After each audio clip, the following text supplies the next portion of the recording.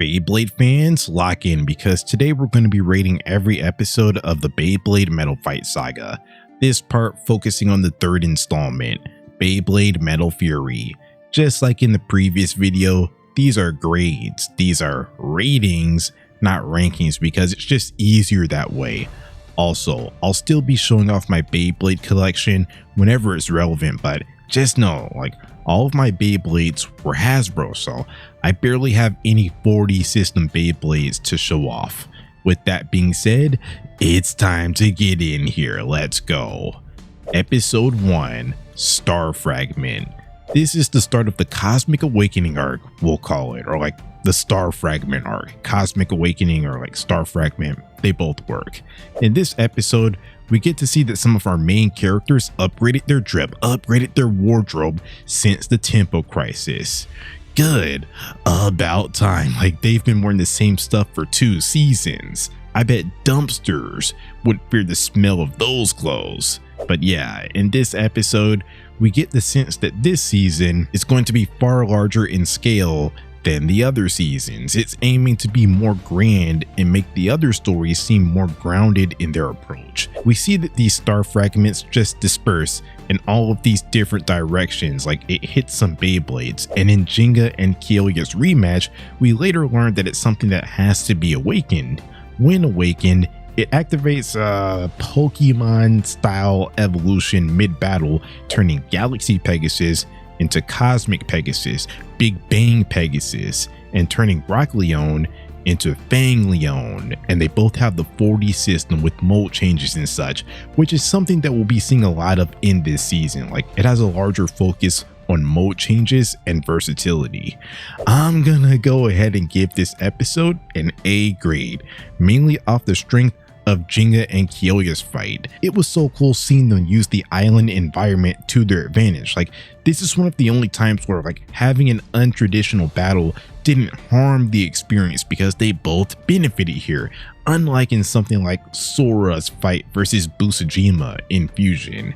This right here is what should have happened at the World Championships in Metal Masters. You can still have them tied, definitely, but basically what happened was that Jenga got beat up for most of that fight, whereas in this fight, they both had great counters for each other, making them feel like eternal rivals, which is what the show wants us to believe.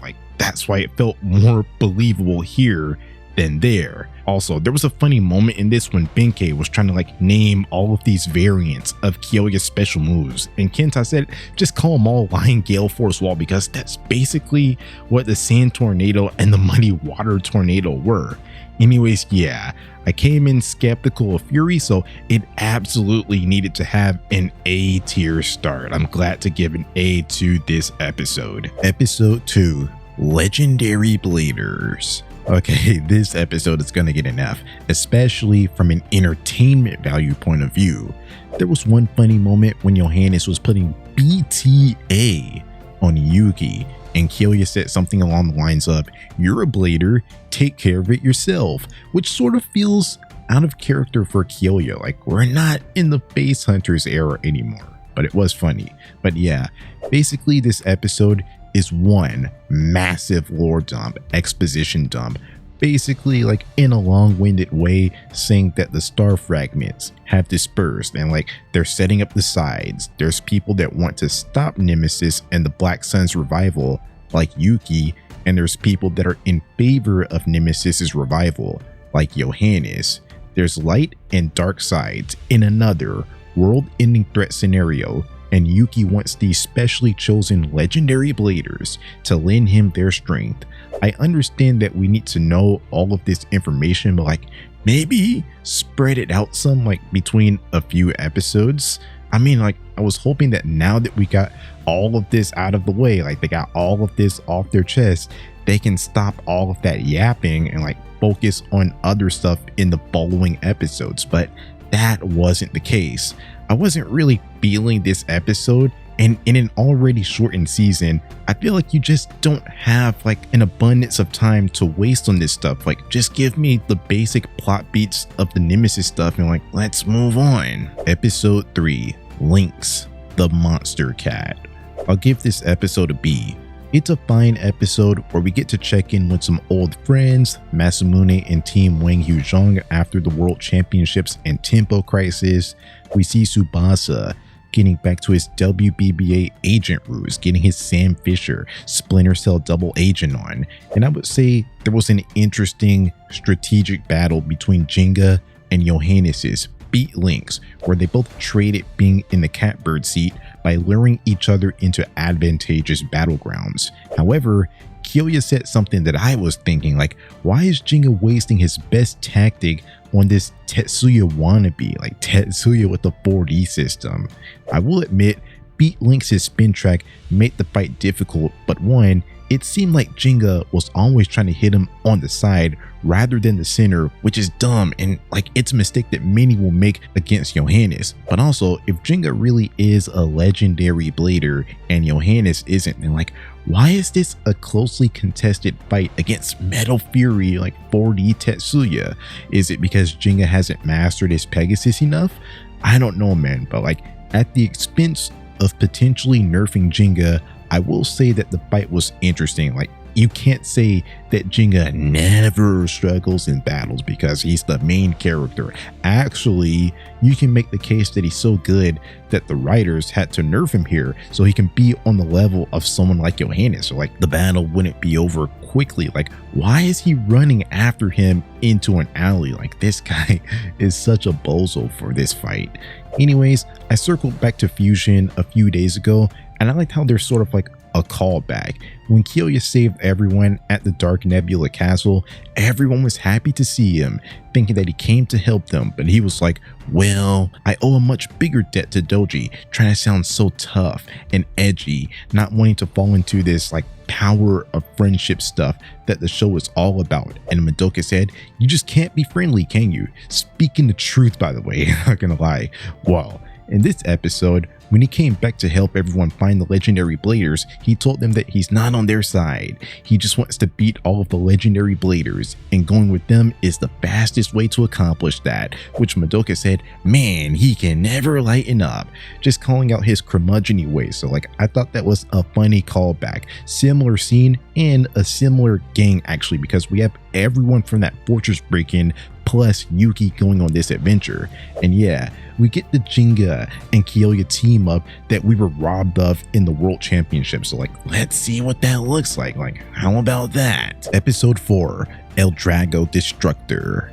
It's the start of the Zarkin Island arc. Like, I believe that's what it's called, or it's like it's Indonesia, something like that. I'm not gonna call it the village arc because like there's another village, so like I guess we're just gonna call it like Zarkin Island or Indonesia. But yeah, like anyways, speaking of Metal Fusion callbacks, something that reminded me of Fusion was when Madoka got her bag stuck and Kyoya said nothing changes with her, always slowing them down, which reminded me of like when they were trying to find Koma Village and Benkei called her and Kenta baggage, which made it even funnier that Benkei helped Madoka here, acting superior to Kyoya in this moment. Like, he didn't once think that Kenta and Madoka were liabilities at a point.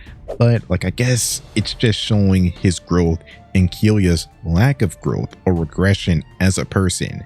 This scene was left in here for no other reason than to amplify Kyoya's meaner side that he's showing off in this season, which is something that's like kind of coming out of nowhere really. Like, there's nothing to explain this.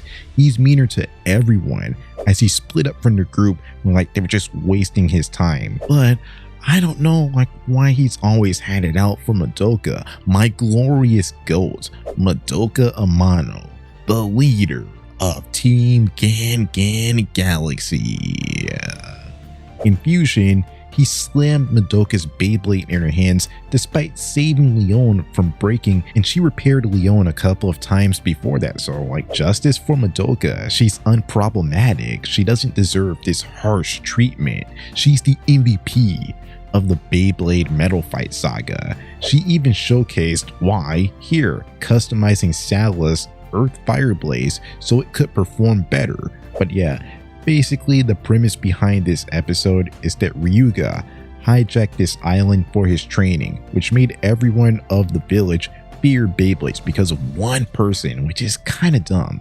But yeah, This stuff halted our heroes' progress of finding the legendary bladers because like they had to hide from the angry village people, Splinter Cell type stuff, you know, Metal Gear Solid type stuff. Maybe they could have stayed hidden if they were in a cardboard box, you know?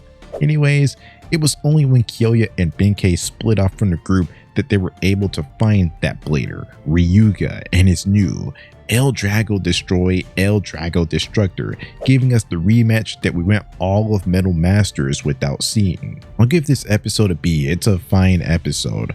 I like the heist of it all, with the gang having to sneak around. Like, it's an interesting concept to see them in a place where Beyblades aren't welcome, when it seems like every place welcomes the sport of Beyblade. So like, it was interesting seeing them having to navigate that as it was getting in the way of their mission. Also, the little bit that we got to see of the Kyoya versus Ryuga fight was fun, so I'll give this episode a B. Episode 5, Awaken Anubius. There's not really a ton to this episode, honestly. Yuki got his legendary blader awakening for his Mercury Anubius, but it's not quite like the other legendary Beyblades that we've seen so far. Like, the evolution isn't that crazy, no 4D system or anything. Like, it's kind of just a similar looking Beyblade, but it just has the power of the star fragment. But at least now we know of 4 legendary bladers. Like, they're all here in this area. But yeah, like basically Kyoya, Jinga, and Yuki got no diff, low diff by Ryuga because like they haven't mastered their Beyblades yet, and like they seemingly don't even have special moves. Like, Jinga was literally just learning about his fusion wheel mold changes while the battle was going on, while Ryuga knew exactly how he wanted to use his fusion wheel changes in conjunction with his final survive performance tip strategy. Because they gave Ryuga no incentive to join them because they're weak, he decided that like he was just gonna like take over all of that stuff that they were talking about for himself. The best battle was definitely Jinga versus Ryuga, getting to show off a bunch of mold changes. But yeah, I'll give this episode a C because like it wasn't all that fun seeing everyone get low diff, especially for some really hyped up rematches in Kyoya and Jinga's case. The person that gave them the most difficult and competitive fight of their life just handles them easily. So like, that's underwhelming. Like, even if they haven't mastered their Beyblades like that, they have been battling a bit, and like it hasn't been that long since the star fragment fell. So like, are you telling me that Ryuga just got so much stronger than Jinga and Kyoya in that short amount of time? I don't know if I can really buy a bag of that. Episode 6, Requirements of a Warrior. Firstly, I've got to say, a bit of an animation error. For a small scene, Kyoya was using Rock Leone. Now, this is not the first time an animation error happened. Like, I remember in Fusion, when Reiji was battling Kenta, like they showed Hyoma's Rock Ares for a scene. But yeah, this one was glaring for sure, and it won't be the last time something like this happens. Kind of makes me wonder like if they're lazy, reusing assets or what, but like yeah, sometimes that stuff is immersion breaking for sure. Alright, so this is basically a Kenta is not him episode. After some legendary blader training, Kenta was so upset that he wasn't a legendary blader and kept on losing to Yuki, someone that probably isn't even a better blader than Kenta honestly, but he's a legendary blader. He has the power of the star fragment in his Beyblade, so like it just doesn't matter. A legendary blader is not losing to a generic, like it just flat out never happened in this season. Not even Yuki lost to a non-legendary blader. Kenta's situation was exacerbated even more when the 3 legendary bladers saved the village from a volcano eruption, which Kenta like just had to sit back and watch. It's because of this why he split up from the group, so he wouldn't continue to be a Jinga cheerleader and like he could gain his own strength. I'll give this episode an A. It was nice to see Jinga and Kyoya finally training together after going their separate ways in the Road to Battle Bladers arc and the World Championships. Also, a strong Kenta episode, I've got to say. Like, I actually sympathize with him.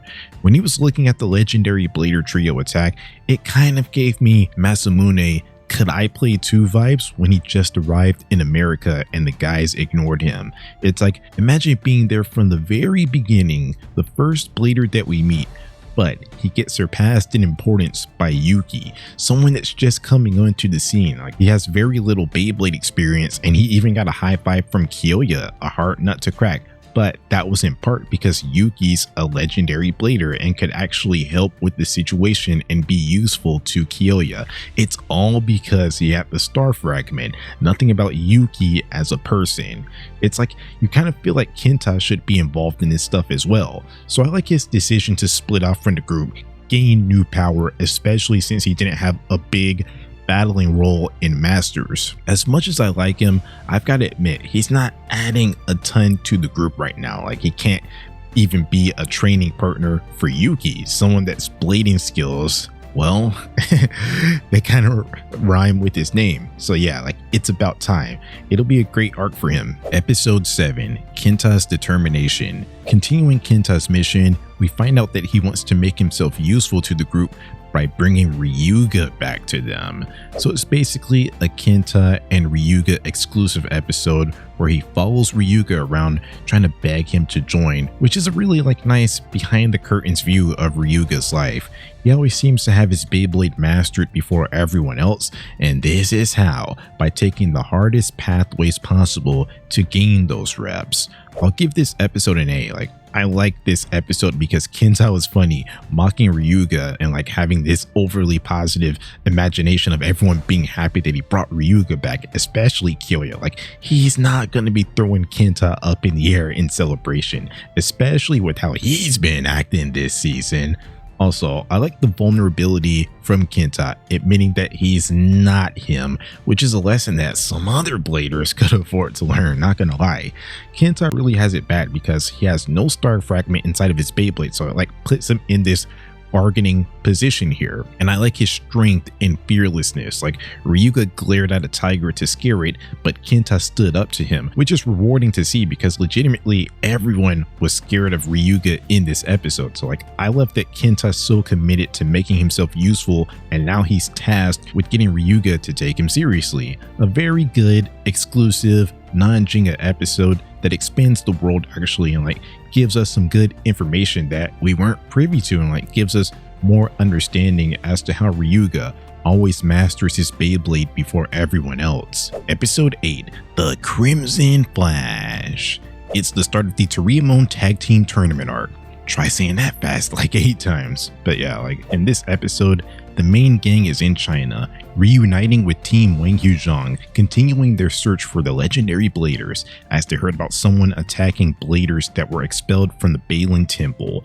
Johannes had the same idea as well, which led to a decently competitive fight with him and the Cheyenne before he forfeited, so maybe Catboy is better than I thought.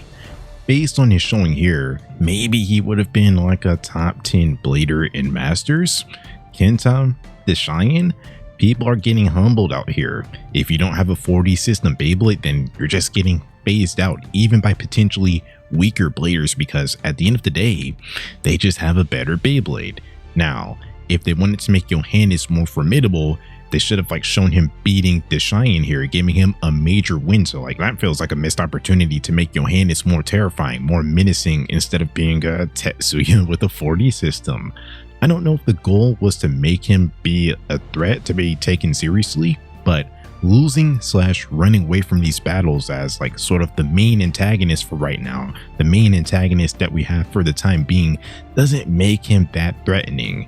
Anyways, I'll give this episode a B. It's a cool episode that relied so much on the fight, but it was a solid fight. We didn't really get the full cast experience because despite going along with the group, this Kiyoya guy is so impatient, always wanting to get things done his way, so he split away from the group for a bit and trained with Benkei to get ready for the tag team tournament, even though maybe learning some 4,000-year-old techniques could have helped, especially since while not having the premier tag team pairing, I'll give that to Sophie and Wales, Team Excalibur, but the whole entire team Wang Huzhang is good at team battles, as shown in the teamwork episode of Metal Masters when Gangan Galaxy met Wang Huzhang again and they helped them become better as a team.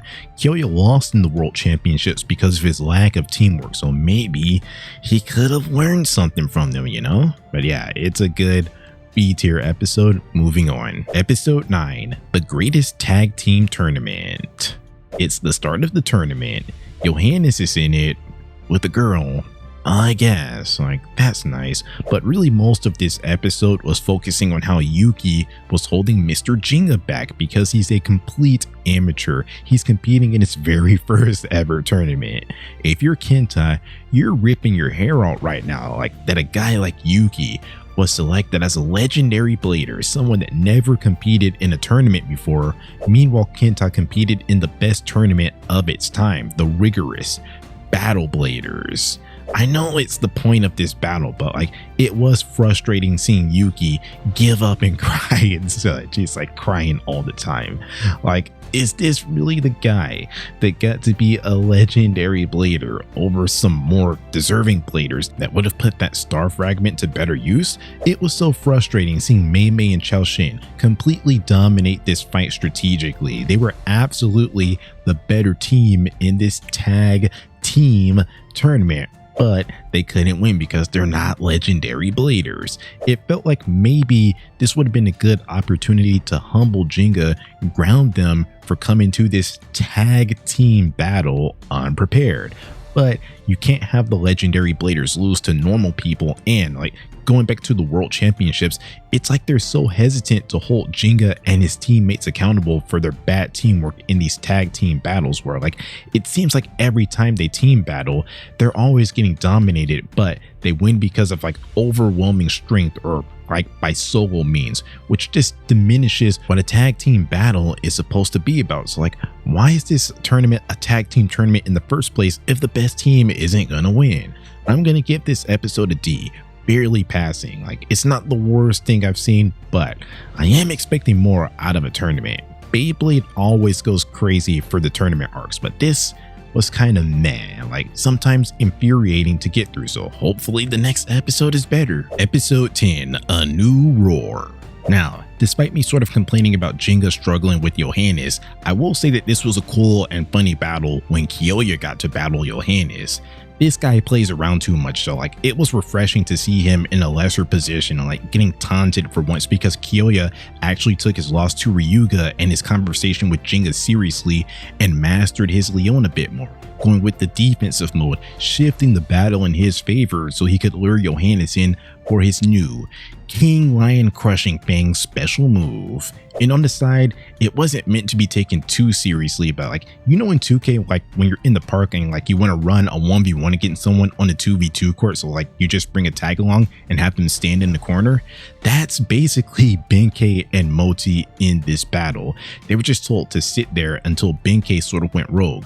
The Benkei and Moti battle was funny, but like also a bit unfortunate that we see Kenta is going on this serious journey. Meanwhile, Benkei is relegated to a sidekick that's not even allowed to battle for real. Like, he's not even in the real battle, and he's having difficulty with the girl, which in real life, that's a bad thing to say, but in the Beyblade Metal Fight Saga, that matters. Like, that's a big deal because you just gotta call it like it is.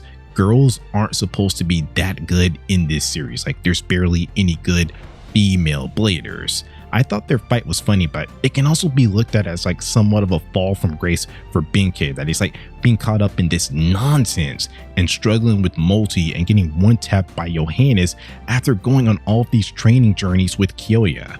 Oh yeah, and like throughout this arc, they've been worrying about this Crimson Flash, which finally got revealed in Bao and Aguma's battle, and we finally got to learn about some Balin history and like how a group named the Balin Fist formed within the Balin Temple and like tried to take over the temple, but lost and like split off from the temple, and these cloaked guys are like what's left. They're like the ancestors.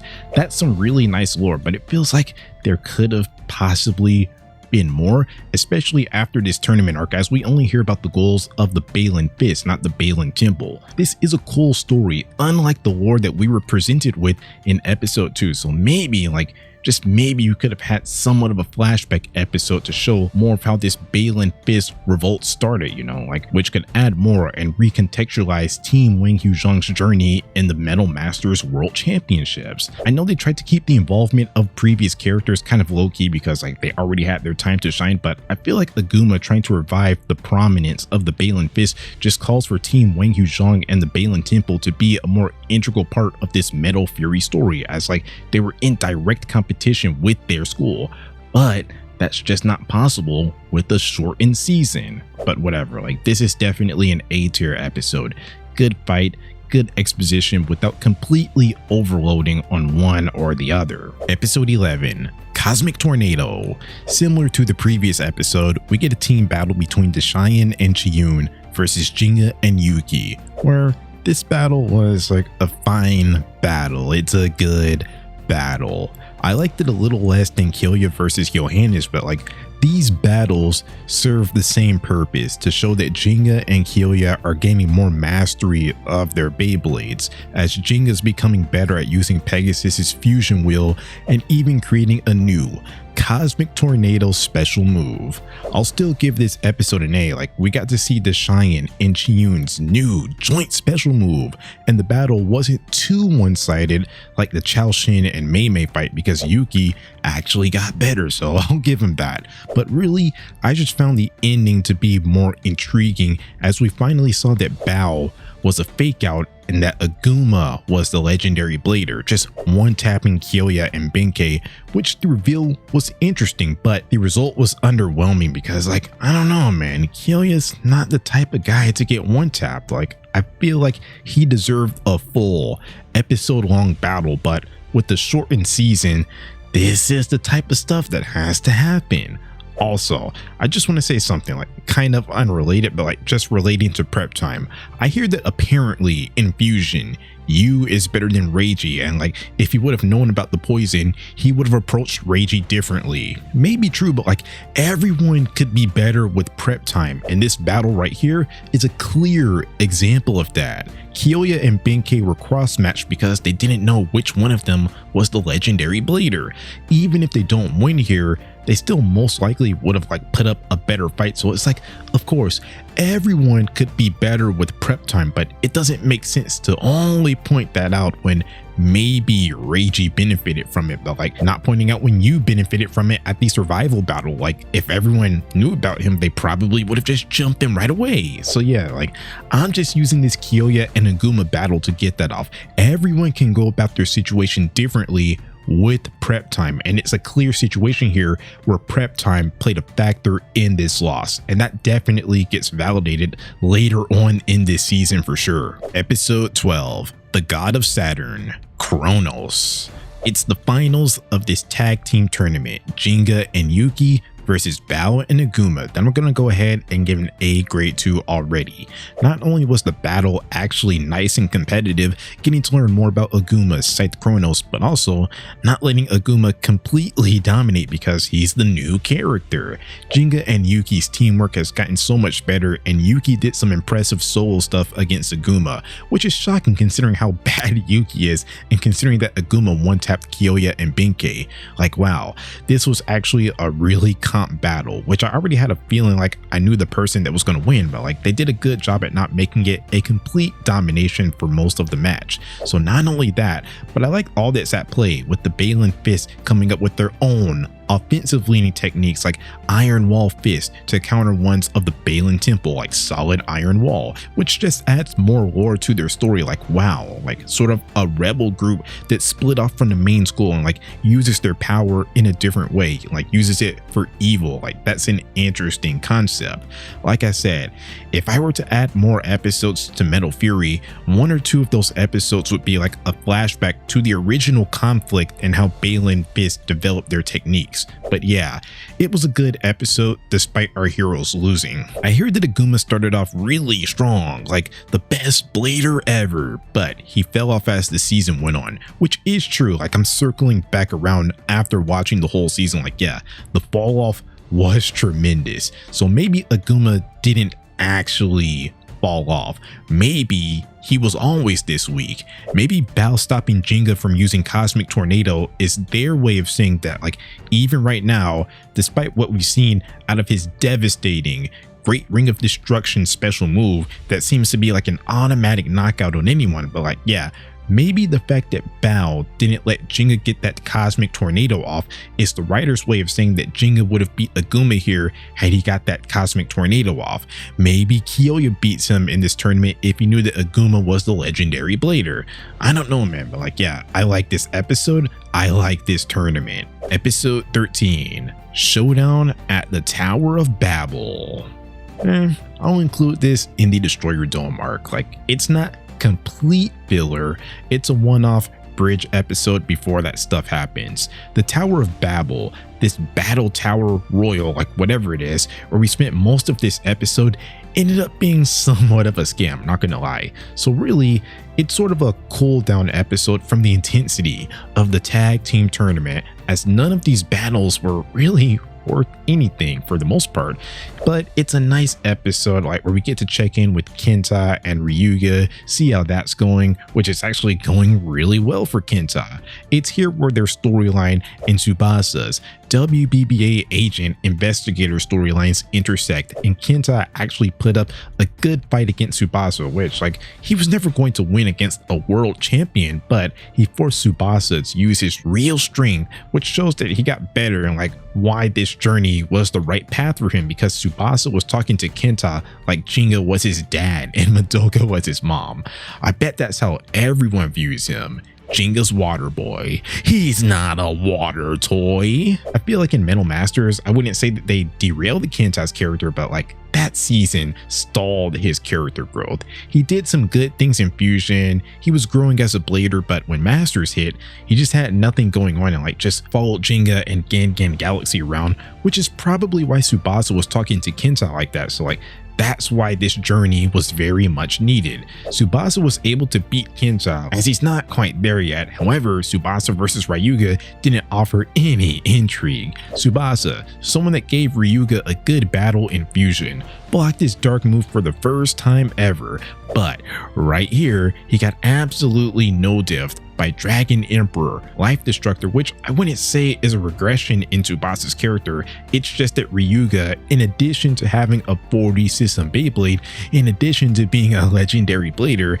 he's just head and shoulders above everyone else. Also, it was funny how in Metal Masters, when Jack was taunting Tsubasa and Tsubasa said he's not losing to him or Ryuga, and then he just gets like no diff here. I'll give this episode a B. It's a fine episode. I like it some, but like some more intense fights might have got this episode to an A grade, maybe. Episode 14, New Team Dungeon. They got a decent amount done in this episode. There's some lore dumps, exposition dumps, explaining more about the Black Sun and destroying the world, so when it's rebuilt, Balin Fist could be the dominant school, which is what Johannes and this cloaked figure were trying to sell Bao and Aguma on, like they're trying to get them on the side of reviving Nemesis. And then there's another exposition dump where the main gang's in Greece and we're learning that the legendary Beyblade, this Sword of the Gods Beyblade that was sealed up, got stolen, meaning that they have to search at another tournament, which is what most of Fury is about, like before the final battle, going to these tournaments to see these legendary blader awakenings.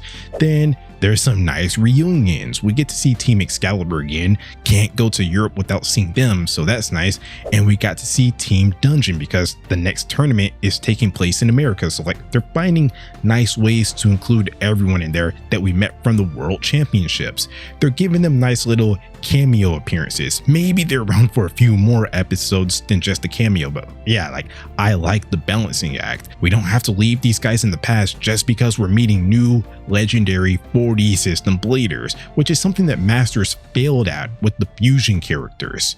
Oh yeah, and the battle that we got, it was basically like a B-pit level battle with Toby and Zeal's new Beyblades versus Tsubasa. It's their Spiral Fox and Spiral Lyra, respectively. Nothing too special, but it was funny when Coach Steel got mad at all of them for trying to use their special moves in his gym. I'll give this episode an A off the strength of the reunions. I like how Wales seems to be in a better mood, actually helping Madoka out with her bag, showing that he's come a long way from when we first met him, calling these guys nobodies from nowhere. And I've always liked Sophie. By the way, it's Fury now, no archaeology. Like, they just completely ditched that after her introduction, which is unfortunate, but like, she is a good narrator here. Unfortunate that they didn't get to battle. Team Excalibur is so cool, and Wang Zhang got to battle, but like I said, I have an understanding that none of these guys are the focus of this season like they were in Masters. But yeah, like I said, the battle in this episode wasn't intense, but like, it was nice to catch up with Excalibur and Dungeon after the World Championships. Episode 15, Destroyer Dome. This was actually the first thing that I watched of Metal Fury when I was like in 5th grade, and one of the only things that I have a vivid memory of from this season, like prior to rewatching it right now.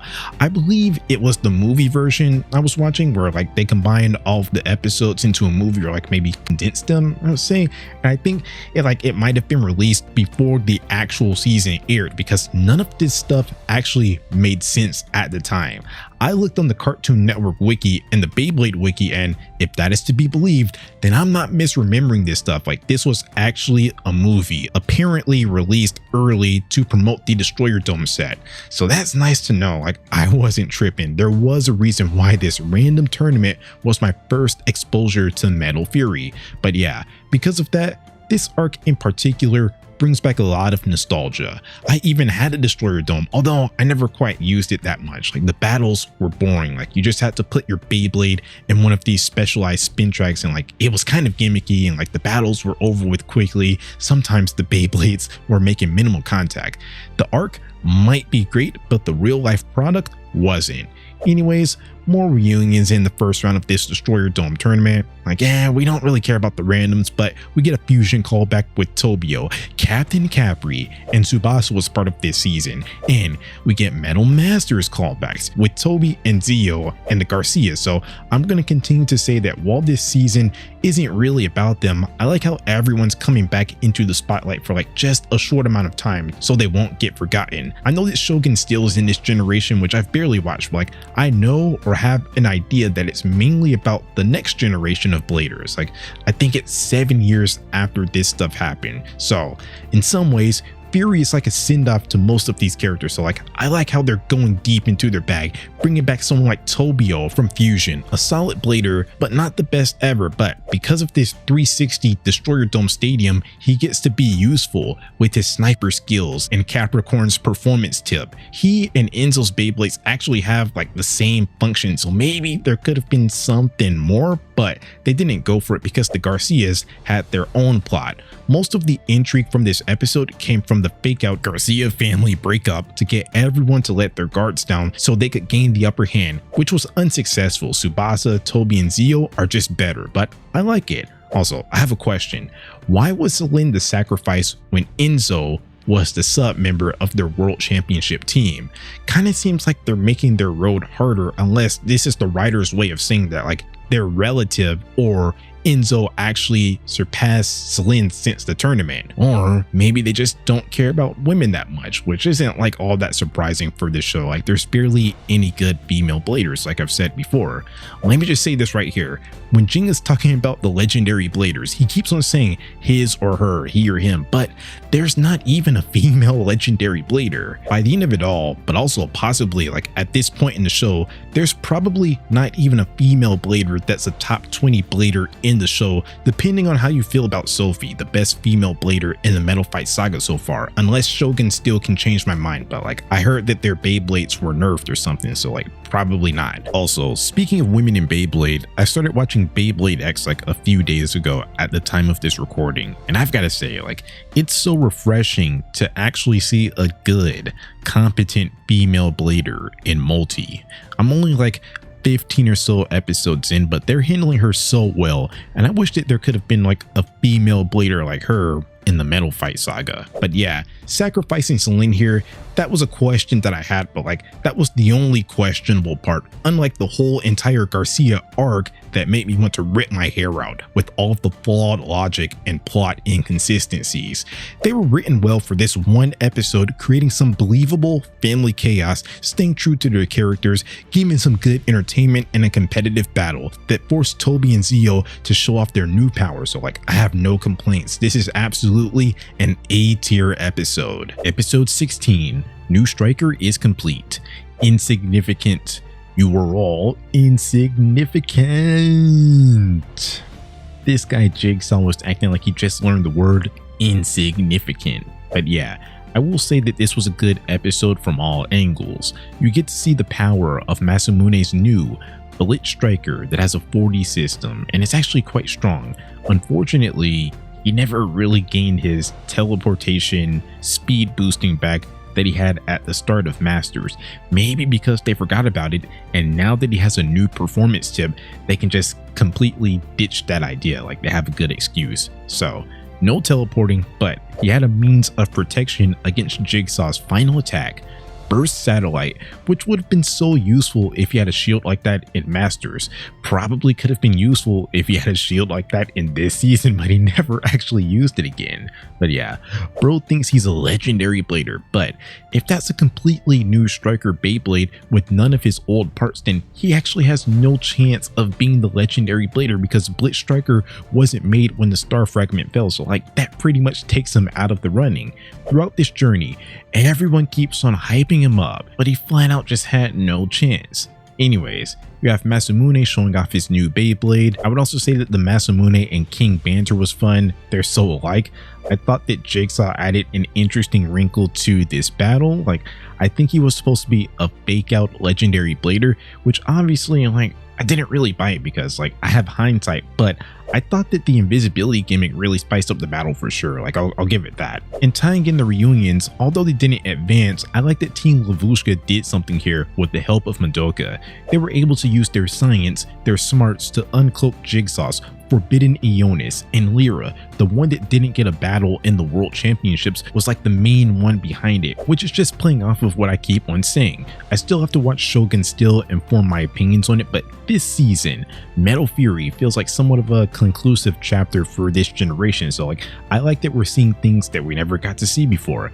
Lyra didn't get her battle against Masamune, which was the only round that Gangan Galaxy didn't go to 3+ battles, so maybe you could make the case that she was robbed. But here she gets to show off her skills, which I like because it gives her like some closure, I would say. Like it gives her at least a moment that she wasn't able to experience in Masters. So yeah, this is absolutely an A tier episode. Episode 17, I Am the Champion. In this episode, in the final round of the Destroyer Dome tournament, we get a heavyweight fight between the final 6. I like Toby and Zio's joint special move. Really wish that Jinga and Masamune could have created one in the world tournament. But yeah, most of this episode was showing off the features of Very Aries, its 4D wheel, and its reverse rotation, which makes it similar to Julian's Gravity Destroyer. Both warrior Beyblades both have the ability to rotate to the left and right. This was a really great ending to the tournament, with King making this smug Jigsaw guy look so insignificant and like running through the streets in the Destroyer Dome. Like that was absolutely crazy. Masamune and King's back and forth was great because like I felt like the theme of King and his Very Aries and like King and Masamune was like finding someone that understands them. King and Very Aries are the perfect match because just like Very Aries was sealed away because no one could control it, King was forbidden from battling because he was too strong, so he says.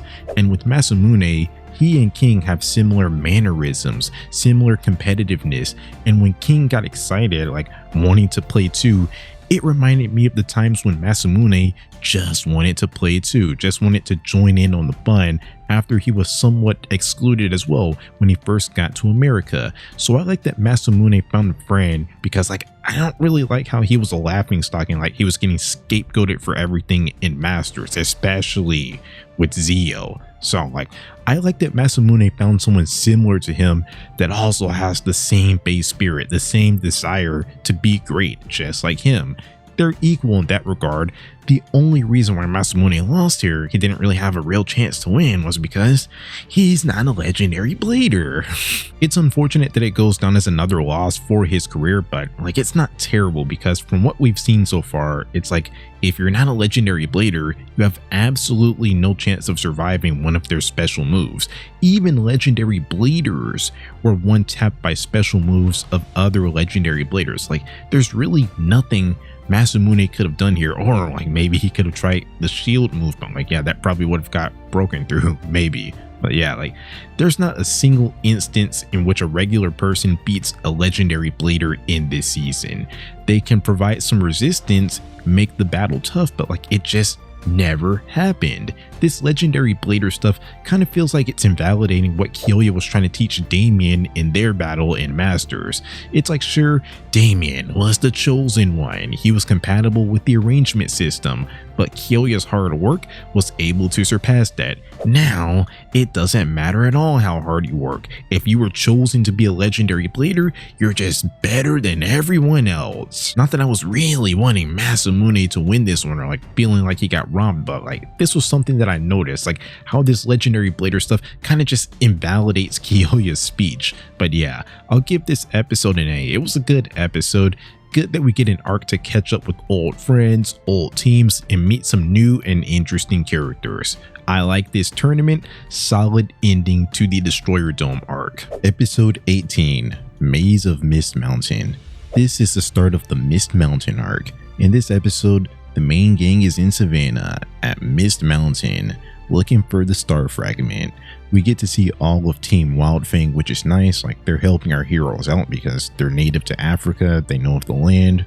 As of late, we've been seeing like a lot of World Championship teams getting reintroductions, either helping out our heroes or just like stopping by to say hello for a few seconds, staying around for a battle, making things more interesting. Out of every team that Gan Galaxy faced in the World Championships, I think that's just about everyone except for Damien. I didn't really mention Jack in the Destroyer Dome arc because like he was kind of just there, like quick cameo, beat up a random, then picked the fight with Jigsaw and got one tap because like he's none of the arrangements anymore. But yeah, like I think right now that's everyone except for Damien. So like I'm always going to appreciate that, making the world feel connected. Like all of that other stuff in the past actually matters, even if some of them like Jack and the Garcias and like the Russians aren't too important to the current objective. I just like that they're there to like cause some chaos, remind us of the past, and like get out of there without taking up too much screen time. However, for this episode, I'll give it a C. Like they're kind of just walking around a lot, and Jinga's battle with Ryoto wasn't like too interesting. They didn't even explore or try to make Ryuga connections with his name being similar and having a dragon Beyblade. Jinga just assumed he's with Johannes right away, so like that stripped this episode of the intrigue. It's just one of those episodes that you got to get through to get deeper into the story and like more interesting things, I would say. Episode 19, The Lion's Pride. It's here where we get a pretty masterful episode, some intense battles, because while searching through Mist Mountain, the main gang met up with Johannes and the Balin Fist. So while Jinga and friends went on ahead, this was basically Wildfang versus Johannes and the Balin Fist in some epic battles. On the side, you have, well, everyone except for Kyoya and Aguma, which was fun at points. Like, it was cool to see how Benkei beat all of those generics by himself, and he and Nile collaborated with the Red Horn uppercut into Mystic Zone takedown on Bao and Johannes. But the main event was the much needed rematch, Kyoya versus Aguma. You know he needed some payback after he got one tap at the China Tag Team Tournament, which I wasn't a fan of, like from an entertainment point of view. But they made up for it right here because this was an absolute heavyweight showdown for sure. Absolutely one of the best battles so far, especially like when they used their respective win techniques to clash. So it felt more personal, like to see which one was the master of the tornado. But in addition to this epic battle, the speeches were on point. It's like, even though they were trying to get you to root against Aguma, I can't say that he's wrong, because when Kyoya called him out for like always traveling around in the Balin Fist group and how Kyoya's better because he's alone, he gains his own strength, Aguma clapped back saying that like he's part of a play group, the traveling circus. And if that's how people view everyone in that group outside of Jinga, because like he's obviously the leader of that, then it makes more sense why someone like Kenta split away from the group to carve out his own pathway. Maybe it's not a bad thing that Kyoya is going along with the group to help save the world, but like he definitely can't claim that he's this wild beast loner anymore like he was fighting against in this episode. never really could claim it because he's been in stuff like the Face Hunters and like Team Wildfang. It's cool that he beat Aguma with his own strength because like he had more determination, but maybe Aguma's right. No one can accomplish anything all by themselves. Like, how did Kyoya get stronger? Strong enough to beat Aguma here? Because of his training with Jinga, and by extension his loss to Ryuga signaled to him that he needed to train and master his Beyblade. So Aguma was making some good points actually, which is why that actually got to Kyoya. Now, should it have gotten to Kyoya considering that he won? Probably not, but this is definitely an A tier episode, despite it being the start of this like kind of pointless Kyoya arc. I'm gonna say I feel like he's out of character here, but like I value the battle more, so like that's why this episode is gonna get an A. Episode 20, Guardian of the Temple, Dynamis.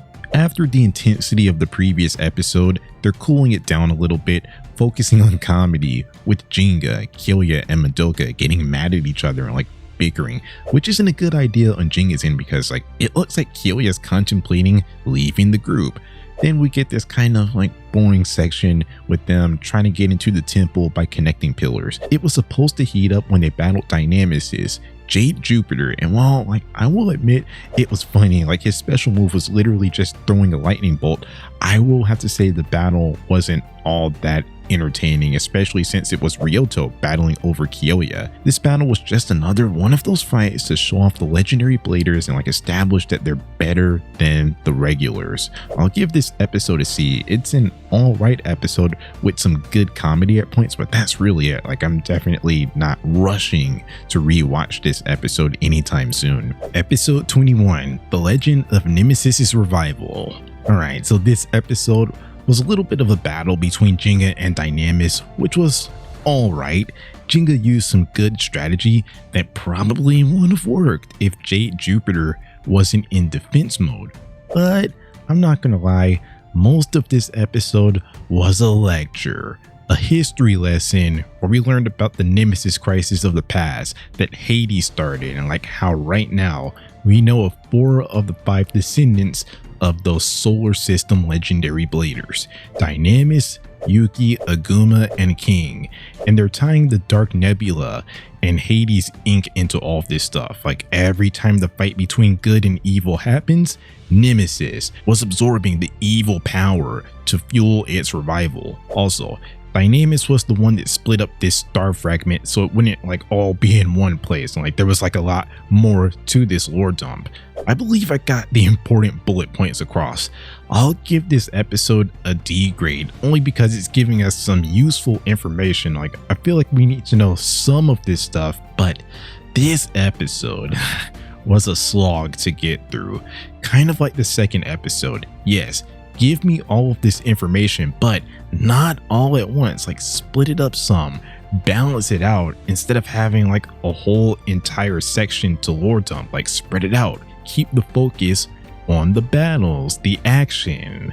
I made a TikTok/YouTube short ranking the Beyblade metal fight seasons, and although like I hadn't seen Fury in over a decade, this is the type of stuff that I had in mind for why I ranked it low, because like I'm not really here for all of this lore, at least all at once. I'm here for the battles. I'm here to be entertained, and maybe like have 3 or 4 minutes of lore sprinkled in there over the span of a few episodes. Like that's more my speed. Episode 24, The 4-Season Bladers.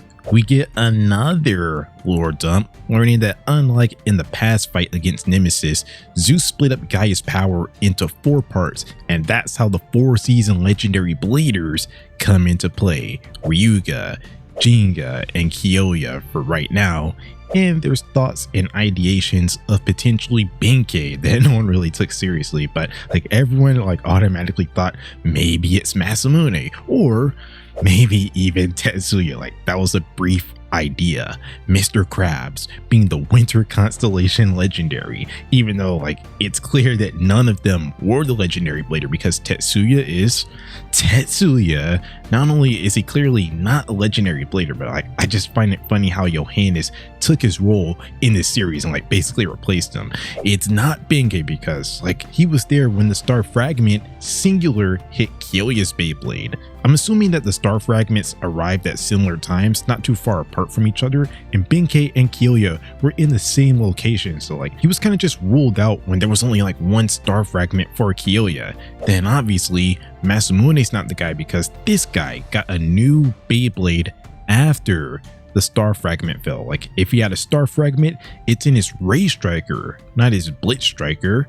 They're continuing to hype up Masamune when that's just clearly not the case. Like he's clearly not a legendary blader. I don't know why they're hyping him up so much. Anyways, because the Hades bladers or like Nemesis supporters were following the main gang, we're treated to sort of good versus bad free-for-all with a bunch of random battles, but like they clearly put the spotlight on Kyoya and Aguma because Aguma really got to Kyoya in their previous match, despite Kyoya winning and being on his way to another win in this match. So like I don't even know why he's so upset and actually taking Aguma seriously. Like Aguma lost. He has no power over Kyoya. Kyoya's way is better than Aguma's way. This is so out of character for Kyoya to take someone that he beat so seriously and like care so much. This Kyoya didn't care if they were an enemy or an ally, or if he destroyed the temple because of what Aguma said. A person that by the end of it all is definitely near the bottom of the legendary blader power rankings. I have not seen Kyoya act like this since Beyblade Metal Fusion like episode 9 and 10 when he got back from Wolf Canyon. Kyoya got rage baited into a rampage and left the group, which is just playing into the bad guy's hands, causing that division. Now there's one less blader that they have to worry about stopping the revival of Nemesis. I'm gonna give this episode an F. We got a lore dump and an uninteresting battles against people that we've like already seen before. We've seen Johannes lose or get like outclassed a bunch of times as the antagonist, by the way. Like he's becoming so predictable and unthreatening. We've already seen Kyoya versus Aguma a few times when maybe I would have preferred seeing Jinga get a rematch instead. He probably beats Aguma, but that probably could have been a bit more interesting. Also, I just don't like that Kyoya was rage baited into leaving the group because it still just makes absolutely no sense why he's taking Aguma so seriously. Like why is he leaving the group to be a loner, going back on his development that he had in Mental Masters where he was able to put his rivalry with Jinga aside to stop the tempo crisis. Actually, it's going back on the development that he had in Fusion when in their episode 10 rematch, Jinga taught Kyoya that he was never alone because he always had his Leon, which was a big moment for Kyoya's character and like actually got him to join the good side. I'm not even this big Kyoya guy, but this character regression is so tough to watch. For what Kyoya was built up to be throughout this series, this makes absolutely no sense. Although, like for what they're building Kyoya up to be in this specific season, it's not like this wasn't kind of predictable. He's a ticking time bomb, impatient, rude to people, so like it's not a surprise. Although it's sad that like what we should have got in Mental Masters is ending right now. Like he's not traveling with Jinga anymore. Like Jinga and Kyoya on the same team was nice while it lasted. They got some good training in and they made the China arc so fun. Also, unrelated, but in Metal Masters, I downplayed Nile blocking Black Excalibur because like it was a sneak attack, and like there's been plenty of examples in Beyblade where sneak attacks just don't go by the same rules. Like in the very same season, when Phoenix busted through everyone's special moves, Wang Yuzhang, Kintan, Masamune, and Jinga, but I doubt that you'd say that he's the strongest character in Masters because of that, because it just seems like sneak attacks go by different rules, which is why I was hesitant to give that feat, that accomplishment to Nile. But now that he blocked King Lion Crushing Fang with his Mystic Zone, when for most of this run, legendary blader special moves are like one taps even on other legendary bladers, then I've got to give it to him. Mystic Zone might just be a really unbreakable move, you know, like when the light is fully charged, which is something that was exclusive to the tag team battle against Jinga and Masamune. Like we've never seen any of this charging the light stuff ever again, so I'm just gonna assume that this is like a really unstoppable move. Anyways, moving on from this disaster class of an episode. Episode 23, The Battle of Baster Island. After the Miss Mountain stuff, we're back in the tournament game. It's the start of the Baster Island tournament arc, and by now, you know the deal. They're going to these tournaments to see if anyone's going to have like a legendary blade or awakening. Minus a few people, this episode really gives them like gangs all here type of energy. Like most of the relevant bladers that we care about, whether they're good or evil, are all here at this tournament, which gives us a lot of possibilities. Like maybe I want to see Jinga catch up with Kenta, which he tried, but Kenta ran away. Let me see how good Bao is, which like, I don't know if I'd say that he's garbage. He was good enough to beat up some weaklings at least, but like this battle, or like the lack thereof, just shows how good Masamune is, because like they barely even got a battle. Crimson Flash, eh? Nah, Flash of Lightning for the win. Get out of here. So maybe I'm intrigued with this King versus Aguma matchup that we have going on. We know that Aguma's not better than Kyoya, which probably means that by extension he's not better than like Jinga and Ryuga, so like he has been lapped. He looked so unstoppable in China. So we know that despite all of these guys being legendary bladers, they are not equal. There's like a hierarchy, so like let me see how he fared against King. It was an interesting battle where King got to show off more of Varieris' functions and like how it had 3 performance tips: attack, defense, and stamina, which makes it the ultimate warrior that can battle in any conditions. Maybe I actually wish that the battle was longer, which is another downside to the rushed 39 episode season. But for what it was some good fun, and alright, fine legendary blader showdown that left some to be desired. Like I just think a fight of this caliber, a legendary blader showdown, is worth like almost an episode's worth of runtime, that's all. Aguma losing is fine, just add more length to the battle so like I don't walk away feeling a bit robbed, I would say. And with this loss, Aguma just keeps on going down on the list of legendary bladers, and like this once formidable Balin Fist group is kind of losing their aura, not gonna lie. Maybe that's where they went wrong with Aguma.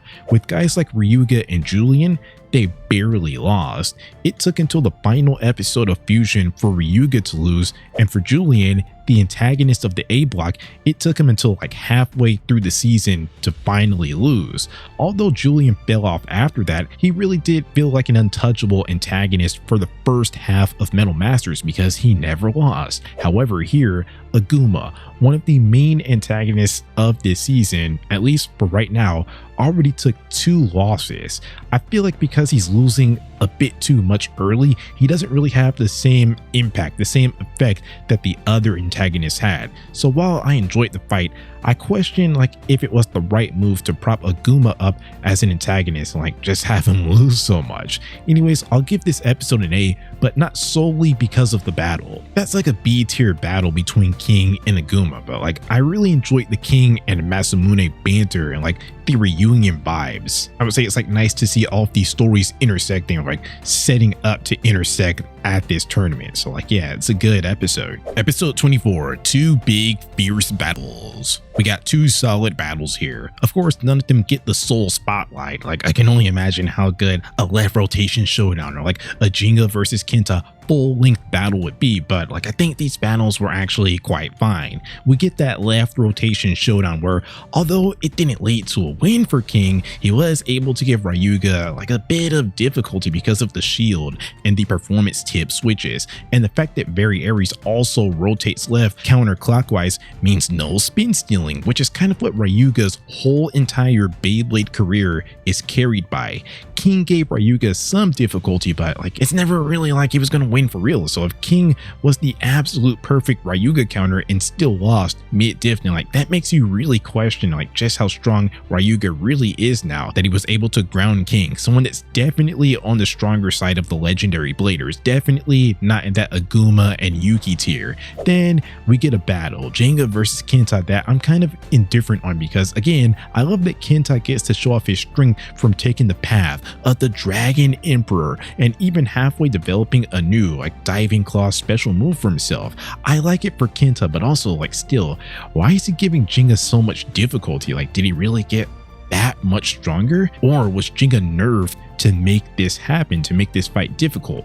My best explanation is that his power wasn't nerfed. It's just that like he wasn't taking Kenta seriously, because like he never thought that Kenta could get that strong. And at a certain point in this battle, he talked about how he's going to use his full strength to respect him and like respect his hard work, which means that he wasn't using his full strength in the first place because he didn't see him as like worthy, which is why we're in this predicament right now where Kenta had to leave Jinga to get out of his shadows so he could be respected more. Despite the loss, mad props, and in a way it's kind of nostalgic to see these guys battle, as like they're some of the first named characters that we met in this show. Like now the good old Metal Bay City days are over. Like considering the Nemesis crisis, this battle holds so much more weight than their first battle in Metal Fusion. So like they came a long way for sure. This wasn't just like a battle for fun. They're trying to beat each other so they can go forward in their quest to find the legendary bladers and save the world. So I like that they're having a serious clash here near the end, and Kenta is getting that respect that like, hey,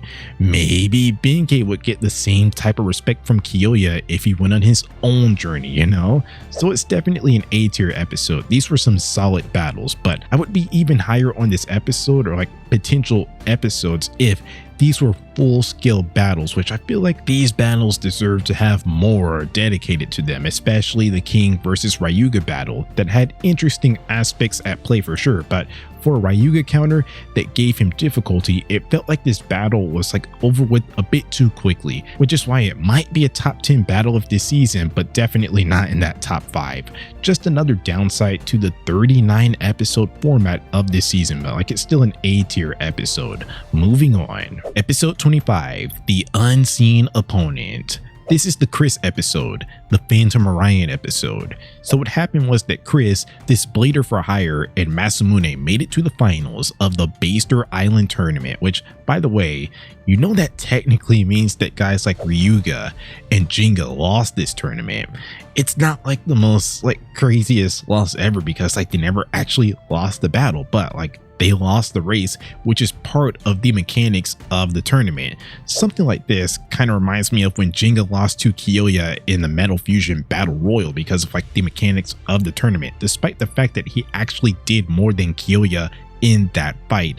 There's some people that actually count that as a win for Kyoya, even though like Kyoya himself doesn't really count it as a win, because like if that were the case, why is he so obsessed with beating Jinga even after that win? I'll say, I just figure like if you're going to count that as a loss for Jinga, might as well count this tournament as a loss for Jinga and Ryuga, because like, hey, they lost the tournament. That's what happened. They knew what it was all about. They knew the rules. They knew that it was a race, but they still took the risk. Anyways, because Masamune made it to the finals with Chris, this was a good scenario for Masamune. Chris seemed like a strong guy, and if Masamune had a spirited battle with him, maybe he could awaken as a legendary blader, like if you're still believing he has a chance, like that is. To start, the battle was kind of boring because Masamune was going up against a Beyblade that was made to spin forever. I believe the real life product can spin for like 7 minutes because of its bearing drive performance tip. It's kind of like a Metal Fury like 4D version of the Eternal Sharp performance tip because of the free spin. It was a kind of boring battle until Masamune literally outplayed Chris and knocked his Beyblade up into the sky, losing the advantage it would have on the ground. His performance tip had no effect in the sky. It was such a great plan. He had Chris shook. He was probably on a winning pathway until Orion evolved into Phantom Orion, which I've got to call an inconsistency.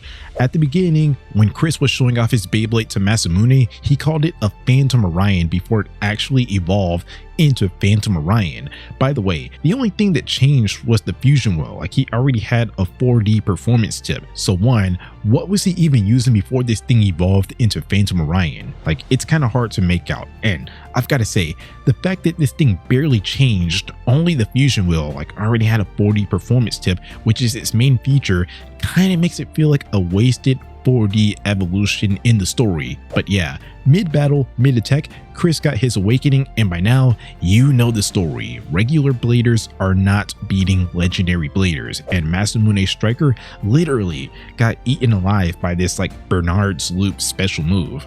The battle was kind of boring, and the result was nonsense. I knew from the beginning that Masamune was not a legendary blader, but this was so unfortunate to see here, especially after all of those Metal Masters losses that felt like Lucy yanking the football away from Charlie Brown.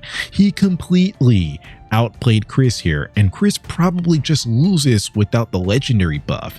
Can't Chris awaken after he loses to Masamune? I'm gonna give this episode an F, because not only was the battle kind of boring, but like it was also kind of predictable because Masamune was never the legendary blader. This strong guy Chris just comes out of nowhere in this episode. I mean, like, what are you expecting? He's the legendary blader, especially with such a shortened season. Like, you don't have time for a fake out like this. He's the legendary blader.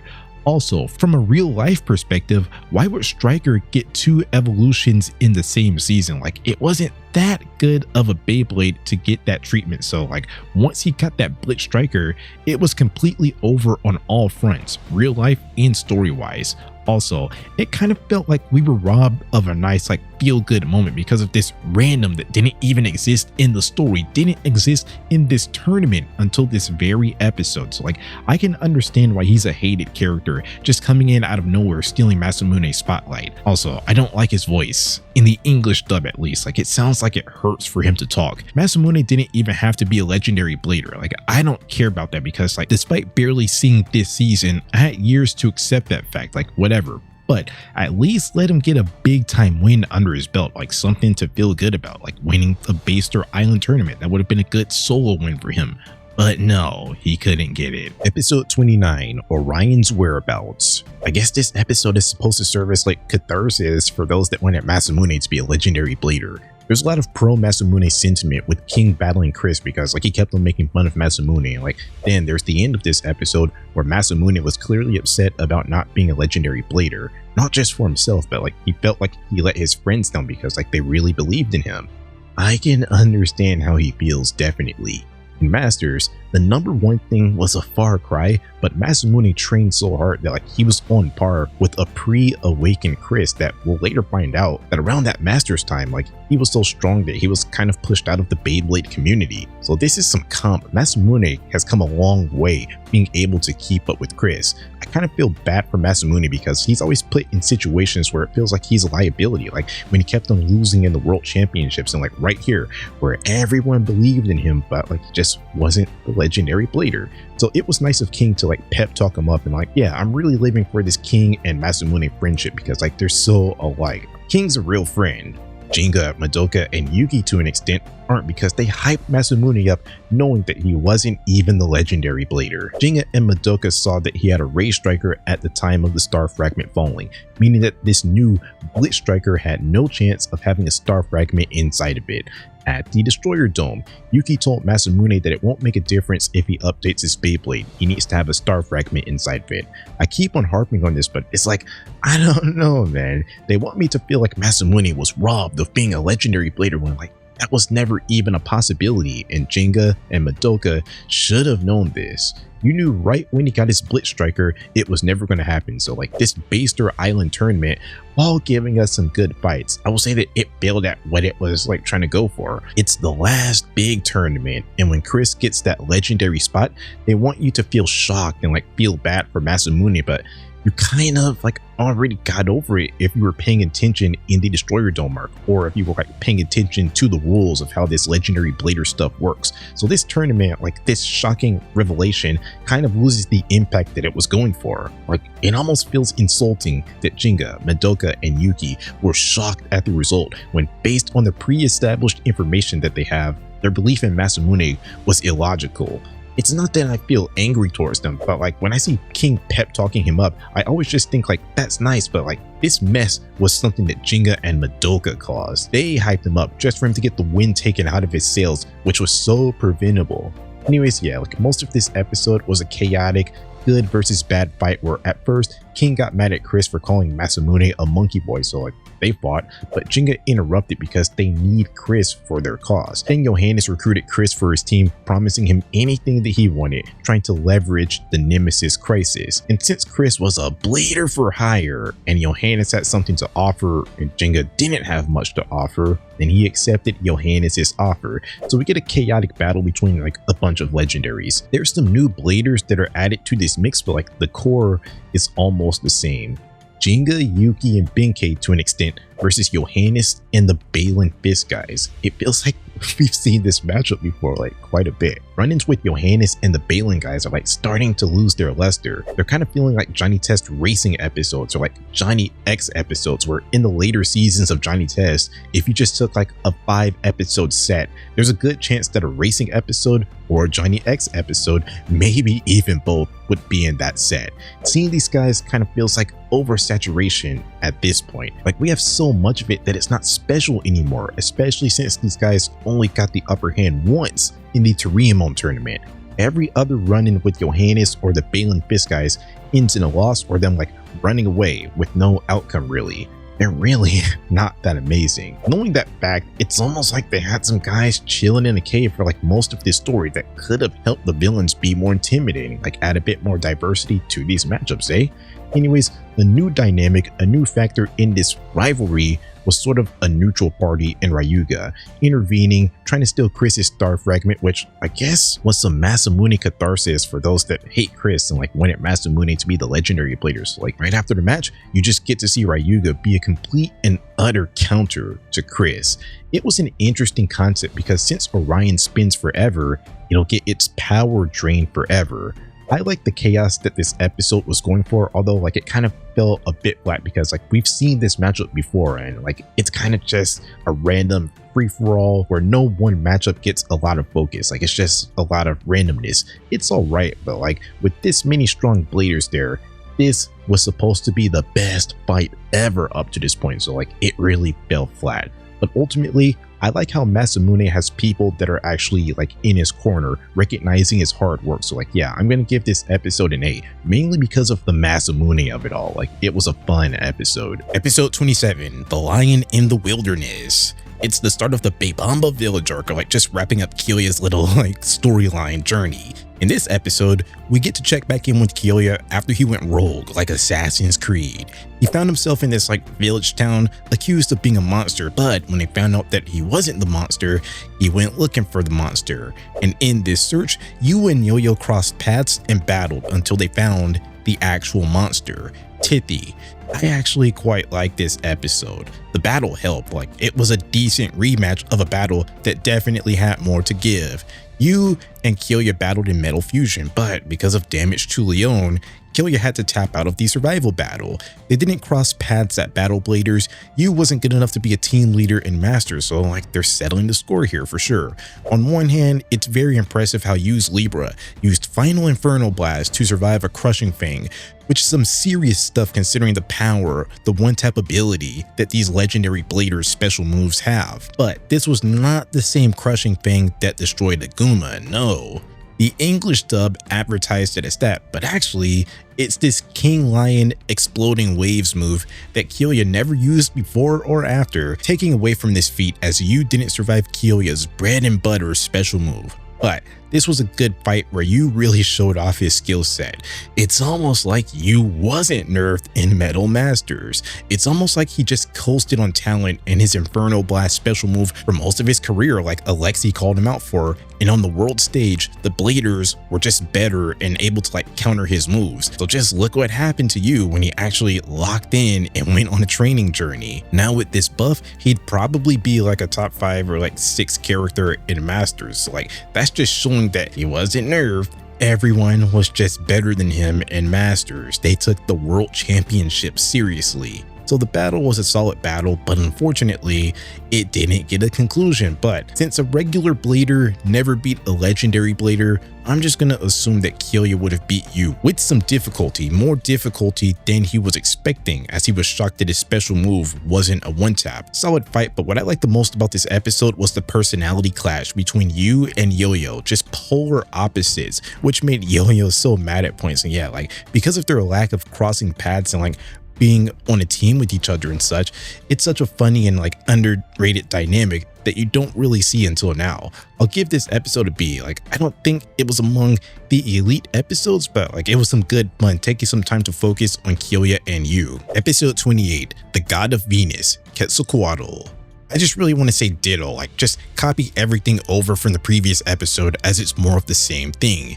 You got to show off his entire arsenal and actually put up a good fight against Tithy, and just like Masamune losing to King and Chris, I truly believe that you was on par with Tithy. This was yet another time where his final Inferno Blast helped him to survive a legendary blader's special move.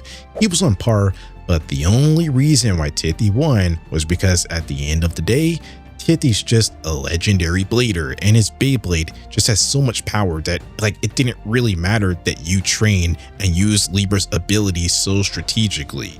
But yeah, this is kind of what I wanted to see out of you.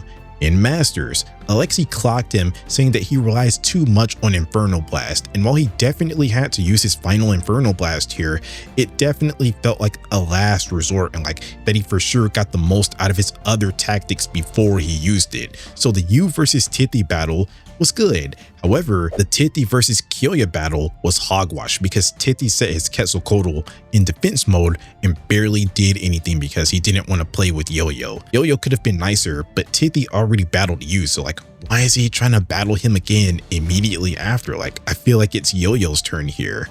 They're really highlighting Yo-Yo's ability to be mean this season. I know I haven't talked the best about you, but he was a major part of getting Yo-Yo back on track, talking about how like even though he tried to get away from Jinga and the legendary blader stuff, he's still finding links to Jinga and the legendary bladers in the middle of nowhere. So like, maybe it's just destiny. Very smart observation from you, and like, I wasn't expecting Kyoya to say that a guy like you was right, considering that he kind of just looks at him as this like annoying kid. But like, that was a very good point, and it's just highlighting this dynamic even more. I doubt that someone like Benkei could get to Kyoya on that level, because like, he just doesn't think like that. He's a Kyoya follower, a glazer, a yes man. So like, I like how you got tied back into this story here in an unexpected way, but like, he was a vital piece to getting Kyoya back on track, which you never expect, but it happened. Kyoya's little bad boy rebellious arc ends here, but like, I don't know, man, like it really amounted to nothing. All he missed out on was the Baster Island tournament. I don't really believe that this arc made him a better character at all. Like, he kind of just ended up back to where he was in Metal Masters. He's a curmudgeon, but he will put everything aside to stop a world-ending threat. I guess this arc wasn't for Kyoya, like maybe it was to highlight you, possibly. Maybe it was to get Kyoya away from the group so he could run into Tithy, but like, why did it have to be a Kyoya and you exclusive? Like, why couldn't it be a group thing just like for every other legendary blader reveal? I like that Kyoya's back, but like, it's an arc that didn't accomplish much for his character, and in an already shortened season, this screen time should have went to someone else, like Tithy, like Chris. But yeah, just like the previous episode, I'll give it a B. Just shaving off points because a real Tithy versus Kyoya battle would have actually made this episode so much better. Episode 29, The God of Destruction's Revival. It's the start of the Nemesis revival arc. You see in the background, Pluto, the guy that's for Nemesis's revival, like sort of kidnapped Dynamis to add him to the legendary bladers that Johannes gathered to help revive Nemesis. I didn't really mention it at the end of the Baster tournament, but like, yeah, there was a scene at the end when Pluto went to Dynamis's temple and like told him that Zeus and Hades were brothers, and Zeus's necklace that Dynamis was wearing is actually Hades' necklace that he gave to Zeus, and like it had his desires in it that Hades wasn't able to fulfill. So like, I guess that's supposed to change Dynamis's destiny, if I'm like getting that right. If you want to hear a rant on this scene, check out a guy named Kai's 2-part Beyblade Metal Fury retrospective. But to me, like, I was kind of just like, whatever, I guess. It's like par for the course. It's like generic Metal Fury stuff, I would say. Maybe I'm missing something, like maybe I'm not thinking about it on a deeper level, but like the only complaint I had about this scene was like kind of a common Metal Fury complaint. I had to watch it a few times to understand all of that lore that Pluto was talking about. I guess like it is like a bit impromptu, a bit out of nowhere. Maybe it didn't have the impact that like it was intended to have, but like, hey man, I've been blaming all of Metal Fury's faults on the season length, so like I would say that applies here as well. Anyways, that's how Dynamis got corrupted, and now he's on the bad guy side. So basically, Chris, Aguma, and Dynamis were fighting Nemesis in its prototype state, giving it more power so it can like eventually take shape and form into a real Beyblade. Because of Nemesis's activity, that caused every legendary blader's Beyblade to glow, which all gave them the idea to go to the source. This was a bad, illogical idea because Jenga said that Nemesis needs all 10 pieces of the star fragment to be fully revived, so like it actually makes no sense for them to go in the first place. But then you don't have a conflict, so like they're forced into something illogical to make the story go along. Anyways, of course this glowing light gave the power hungry Ryuga an idea, but he had to get through Kenta first. No diffs to low diffs at best, but like you feel good about Kenta because he's not giving up. This is not the Kenta of episode 1 of Fusion that was scared of the face hunters and like needed saving. This is now a Kenta that is fearlessly standing up to the best blader in the show and getting stronger because of that. So much so that he outsmarted Ryuga here. He waited for him to go into his like survive mode so he could use his diving claw special move, and even though he lost, he drew out Ryuga's seemingly ultimate move. He said Supreme Flight, but like what happened to Sagittario was the same thing that Life Destructor did to Eagle, and Ryuga said like he can't believe he used his ultimate move on Kenta. So like I don't know if that was like Life Destructor or if he has 2 ultimate moves, Supreme Flight, but yeah, like so Kenta most likely drew out his ultimate move and cracked El Drago's face bolt, which is something that just wouldn't have happened if he actually took Kenta seriously. So while he doesn't get the win here, you're walking away with something to feel good about, which is why this episode gets an A grade, mainly off the strength of that battle. The other stuff is kind of whatever, I'm not gonna lie. Episode 30, The Child of Nemesis. Basically in this episode, the intensity heightens as we get closer to Nemesis's revival. Doji finds his way back into the story as he's a servant of Hades, and he's been out like looking for the blader that could wield Nemesis, Rago, and like he brought his followers along with him. They said Doji was searching for Rago, but like they also said that Rago was sent out on a mission, and like when Doji found Rago and the Nemesis bladers, they were all in a cave or like a dark room. So like, what is it? Were they like sent on a mission or just like sitting in a room for most of this story, or was their mission related to being in that room? But yeah, everyone's making their way to the Mayan temple to respond to this situation, respond to the glowing light on their Beyblade. Some like Kyoya just wanted to beat Nemesis so he could finally battle Jenga, and some like Titi didn't really understand the weight of the situation, like didn't really care about this stuff, didn't know the seriousness, and like just wanted to battle, I would say. So yeah, like we get a whole bunch of battles that really have no conclusion right now and like weren't all that entertaining either. Just way too many battles going on to give any of them the focus that they needed to be epic. So like they were kind of just hitting each other for a few attacks, then like switching to the next battle. These fights were more so for stalling purposes, or like trying to charge up Nemesis in these special stadiums. So like Jenga was trying to talk Dynamis out of his dark mode and such. A bit more preachy than I would have liked, and like the battles weren't all that exciting. Like I feel like we've seen Johannes, Aguma, and Bao battle like so many times. It's always the same battle style. They add nothing new to their bag, and it usually just ends up the same way with a loss or no outcome.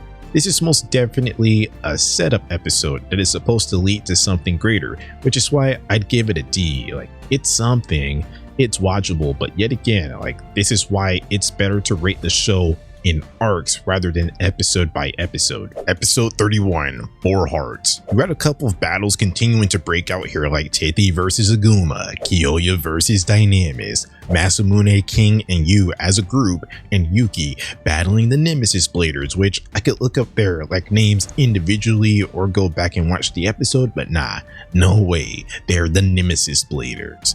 I'm not gonna put in that extra work to give them that respect because the show doesn't want you to respect them. The Nemesis Bladers in the Hades cult just completely don't matter as characters. There's no real setup for these guys. I don't care about them or their new Beyblades that they're showing off. There's just not enough time for them, so explore them right now with all of this action going on. And yeah, they're essentially just throwaways that just aren't that important right now. I thought that Cuckness would have a little bit more relevance because of his Beyblade being a Cygnus Beyblade, and that's what Yuki formed to get into Dynamis's temple, but there was no tie-in. But yeah, these guys don't matter. They only get 2 battles and lose both of them. They're kind of just there for stalling purposes, so of course their battles weren't that compelling. Kind of makes me wish that there was more setup. Maybe they could have been more involved with the story, maybe they could have went out with Johannes to the tournaments and such. After Aguma lost to King, he kind of started losing his aura and the bad guys became less of a threat, so maybe you could bring these guys in one by one to replenish that, or just add to their ranks and make them more threatening, I would say. I don't know, but anything would have been better than these guys just hiding out in a cave for most of the story, because in these battles, I really don't care about these guys that just came out of nowhere and are giving me no real reason to fear them. I'll have to watch Zero G, but so far, these are absolutely the worst characters in the Metal Fight Saga so far. Anyways, they have a bunch of battles going on, but the battle that got the most focus was, of course, the main character, Jinga versus Chris, where it wasn't necessarily all about the battle. The battle left a lot to be desired, just like all of these fights. This was more so about Jinga trying to get to Chris. With Jinga and Kyoya being aligned, speaking the same language, Jinga needs to get the remaining 4 seasoned Bladers on his side. So they were trying to talk Chris out of this contract Blader for hire type of stuff, get some friendship in his heart. You see, he once wanted to go to the World Championships, but he was too strong and couldn't go with his friends, and he was exiled from the regular Beyblade world, sort of like King. I guess maybe he was actually excluded from the Beyblade world, but it really sounds like he wasn't excluded from the Beyblade world, rather he just lost his friends. He was too strong for his friends and they couldn't keep up, so they ditched him. I don't know, man, that sounds like that's on them, that's on his friends. They gotta get stronger. This is the catalyst for why he started this Blader for hire thing, but are you sure he couldn't find anyone stronger to battle? Maybe because he's working for money, he didn't have the funds to go to places like Japan and Europe and China to battle guys like Jinga, Julian, and The Shine. So maybe I'll give him a pass there. But where is he from? America? Where was he when the Starbreaker arc was going on? Those would have been some amazing Bladers to battle against that could actually keep up with him possibly. Was he even that strong? Because if he was, then surely Ziggurat would have been interested in him, as he was studying all types of Beyblades for the Spiral Force experiment. I can't call it bad writing because he's a season 3 character. Of course he's not going to play a role in season 2, but it's something good to think about for the theories. But yeah, it's a good thing that he learned to live alone, but why was he forced into being a Blader for hire? Maybe to get money to live on his own, but are you telling me that his family kicked him out as well? He couldn't go back to his own family? When he was still part of the normal Beyblade world, he was getting taken care of, probably making money, but when he got kicked out, all of that stopped? My guess is that no one wanted to battle him, but with the Blader for hire thing, he found people that welcomed his strength so he could keep on battling. It's hard to really buy a bag of what he's trying to sell. His backstory and why he's in this Blader for hire business isn't really all that digestible. It kind of doesn't make too much sense to me.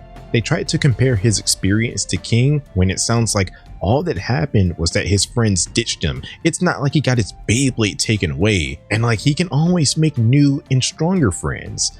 I'm really lost on Chris's story, so hey, Maybe if they had more than 39 episodes, they could properly explore his backstory instead of rushing it here. So yeah, like he talks about how instead of having spirited battles, he's now selling his Beyblade skills, marketing himself as a talent so like he can survive and make money for himself. But Jenga had to talk him out of it by saying that like they have to create a bright future for people like him and King that had bad experiences with Beyblade. I'll give this episode a D. The battles weren't entertaining at all, especially like when there's so many of them and like you're just switching back and forth between them and like nothing all that special was happening. D instead of an F because like it gave us some much needed insight into Chris's past since like he's just coming out of nowhere, kind of late game compared to the other legendary bladers. I need to know about his past, so check, but his past doesn't make the most sense, which is why like it's kind of hard to really connect with a character like Chris, especially since, like I said, he's coming in late game and taking up a 4-season Blader spot, where all of the other 4-season Bladers are Metal Fusion characters that we've known from the very beginning, that are established characters. It just seems like way too big of a role for someone like Chris, someone that we might actually care more about if he had more episodes to shine, just like the other 4-season Bladers. I think Chris's backstory still kind of fails, but at least something that I like about it is how like it opens up some good speculation, like a whole new side to Metal Masters, just wondering how strong Chris was at that point in the story anyways. Could he have added any intrigue to the World Championships if he was allowed to battle? But yeah, like this was a whatever episode that kind of just like, it's an episode that's in the way of where we need to be. Episode 32, Come Together, Legendary Bladers. In this episode, they kind of just like wrap up the battles that were already happening. Jenga fully got to Chris with the power of friendship, but that's not like what I was really the most interested in. Really, I wasn't interested in any of these battles. Like I just had to find the good in the bad. I thought it was so cool that King and Masamune finished off some of the Nemesis Bladers with their joint special move, with Very Aries literally riding on Striker like a horse. That's an amazing visual. I also find it funny how Aguma had all of this stuff riding on his shoulders, wanting to make his beloved Balin Fist the main school just to get beat by someone in Tithy that wasn't even taking the battle all that seriously and like didn't really know about all of this legendary Blader stuff. He just wanted to have fun. I'm okay with Masamune, King, and Yu's battle being smaller scale because like it's against people that we don't even care about, the most irrelevant Bladers in Metal Fight. However, I wish that Kyoya and Dynamis and Aguma and Tithy had larger scale battles that weren't split up into parts so much. Like that's another place where the 39 episode season fails. But I guess like it was smaller scale because like they want to show you how bad Aguma fell off. Once one tapping guys like Kyoya and Jenga with his special moves to pretty much getting dealt with swiftly after those appearances. He provided a bit of difficulty for Kyoya, King, and Tithy. It's not like he rolled over easily, waved the white flag or anything, but like it just clearly wasn't enough resistance, which makes it even funnier that Madoka questioned if Tithy should get right into a battle with Aguma like he's some fearsome Aguma, like the fearsome one that we saw from the China arc. Anyways, after this, with Chris and Dynamis on the good side, there's a lore dump giving Doji a formal reintroduction to this story, connecting the Dark Nebula, El Drago crisis, and the Hades Inc. Spiral Force crisis to Nemesis, and like saying that Pluto was behind all of that, and both of those crises weren't the main thing, like they were all connected to reviving Nemesis. I don't know if I can truly buy a bag of that. When these crisis situations happen, it seemed like the end goal. Doji wanted to rule the world with El Drago. Ziggurat wanted to sell his energy source and like take over the world with it. Those seem like end goals that, if successful, would prevent the revival of Nemesis. Like there wouldn't be any need for it. In the moment, like it never really felt like all of that stuff was meant to fail, so like they could get closer to reviving Nemesis, their ultimate goal. They're attempting to tie together and like connect the whole entire Metal Saga together, but like I just really can't buy it. Like I think it would require reworking the previous seasons, but like since they can't, what I would suggest is having more than 39 episodes to explore this more instead of just telling us this right here and now, and like we're just forced to accept it. Anyways, we get the 4 season Bladers all in one place. They have the chance to seal away Nemesis, but because Ryuga didn't learn the lesson that Kyoya learned and is so power hungry, such a lone wolf, always wants to gain like all of this power for himself, then of course he didn't sacrifice for the team and was the reason why Diablo Nemesis fully awakened. However, like not an original point, but the Nemesis crisis should have never happened. Nemesis should not have awakened here. King didn't battle in one of the stadiums and like he didn't come into contact with prototype Nemesis. I have seen a theory out there as to why like that might have been the case, but I don't know, man. The theory shouldn't be a thing. Like that's not my job to make sense of the show for it. Like no, man, the show should have properly explained why, or like just had King battle, like launches Beyblade into one of the stadiums for a quick attack, then withdraw. But as is, it's a huge writing oversight, which kind of just adds to how rushed this season feels. Later on, it's stated that when they clashed with Nemesis, it took the power of every Beyblade they ever battled. But if that's the case, then why did they try and get the power of all of the legendary Beyblades when they only needed like a select few? Because with Aguma, Chris, and Dynamis, that covers a lot of ground. I believe between them, up to that point, they had battled everyone but Tithy. So if that's the case, then they never actually needed everyone, which makes no sense that they're trying to get everyone's power. They made it seem like Ryuga clashing with Nemesis was like the final thing they needed, but like no, they already had an imprint of El Drago from like Orion and like Pegasus and Leon. They never needed Ryuga. That was not the finishing touches, if that is to be believed. Come on, they needed the power of all of the Beyblades, but they forgot to give King a battle. They just forgot. I'll just give this episode an F. I already pointed out some plot stuff that I wasn't a fan of. Also, as of late, I haven't been finding these battles to be like too interesting, I would say. All of these battles that we've been watching for the past like 3 or so episodes were so lacking because like they just have to juggle so many battles. It feels like it's been a while since we had a true heavyweight showdown, a heavyweight classic that took up most of the episode. And like now there's just too much lore, too much preaching at the expense of the battles, and like too much quantity over quality when it comes to the battles. Episode 33, Diablo Nemesis. It's the start of the final arc of this season, the Nemesis arc. In this episode, because Diablo Nemesis took the power of the Star Fragment away from everyone's Beyblades and turned it into its own power, we get to see just how formidable Diablo Nemesis is, being able to use dark Nemesis versions of everyone's Beyblade avatars and essentially low-diffing everyone and like destroying the Mayan temple, causing people to think that Ryuga is dead. So the second half of this episode is like spent on everyone realizing how dire the situation is and like agreeing to train up and like combine their power. By the way, like the music that they were playing when everyone was getting inspired, for some reason that reminded me of like Diary of a Wimpy Kid music from Roderick Rules when they like had the talent show. Similar vibes. But yeah, while that was happening, Dynamis talked some sense into Aguma, sort of feeling betrayed, but like he wasn't with our main guys just yet, so he had to be reminded that his loss to Tithy that he was upset about was basically prophesized. His ancestor, once on the Hades side, lost to Tithy's ancestor, but through that loss, he realized that it was only in a free world that his people would have a future. Just like for Aguma, it would only be in a free world that the Balin Fist would have a future, unlike the Nemesis future that he was striving to create for most of this season. So you see how this all connects. Balin Fist would be the main school, but what's the point of laying down the Balin Fist's roots in a world with no enemies to defeat and allies to train with?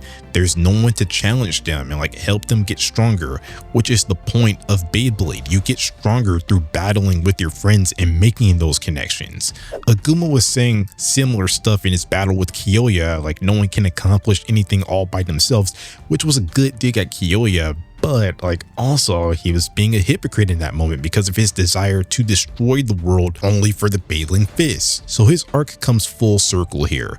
I'll give this episode a C. It's alright, but nothing too special. Like I said, the battles haven't been interesting as of late, which is no different here. And for the rest of this episode, they're kind of just like standing around talking about how dire the situation is. It's not an amazing episode. It's obviously just setting up something bigger in the future, and like this is just a necessary stepping stone. Episode 34, To the Final Battleground. In this episode, Team Lavushka tracked down where the origin of all of these worldwide disturbances were coming from, which was in the Pacific Ocean. This is Lavushka's last real appearance, so again, I'm gonna say, like, I understand how Beyblade works. It's a guys club, all about the battles, but like not expanding on that Alexei and Madoka romance here and in the Destroyer Dome arc kind of seems like a missed opportunity. It's not something that absolutely needed to happen, like considering where we are now. Like it's the end of the world type stuff, but like they set up an interesting dynamic that showed like a softer side to Madoka and completely abandoned it after the Russia arc and Masters. Anyways, while departing to go to the Lost Kingdom, Johannes and the Nemesis Bladers, of course, tried to stop the good guys. So you're thinking it's going to be a standard battle, which we already know the outcome of. Like these guys were meant for stalling. They're not beating any of these legendary bladers, so they added an interesting aspect to it. They're not really trying to battle the legendaries, they're trying to destroy their helicopter, which added a good bit of strategy to this fight, with Kyoya not being able to use his special move and all. Like yeah, this forced them to approach the fight more strategically, which doesn't really happen a ton in Fury. It's a lot of heavyweight band for band showdowns, like clashes of power, so I like that added aspect. Also, Aguma finally realized his destiny and got revenge on Johannes, finally looking more like the vintage Aguma, and he even saved the helicopter from falling, which was so cool, so much aura. And like I was talking about in the previous episode, he was going through the realization process, and here like they're just tying a bow on his arc. I'll definitely give this episode an A. Like it's the first time I've really been invested in the battles for a while now, and yeah, like I like how they're still tying in those world championship teams. Everyone's trying to help to stop this crisis. I think maybe you could ask for like maybe an episode or two for Aguma to come to his senses, because like it can seem like it's so all of a sudden for him to like flip over to the other side after following Johannes for most of this story.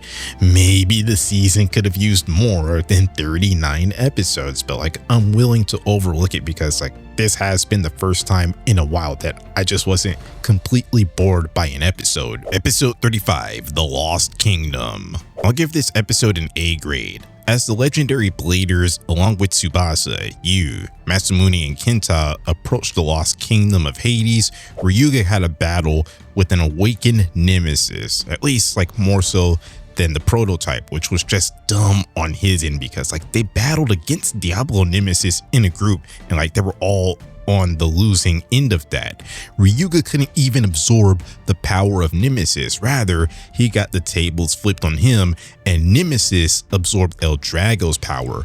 What makes him think that he can take on Nemesis all by himself? I gave this episode an A mainly because like this is something that we've rarely seen before. Ryuga on the losing end of the battle, and like instead of him taunting and talking down to people, that's Doji saying that like he's going to be a servant on a lower level than Johannes of all bladers. Imagine catching a stray like that.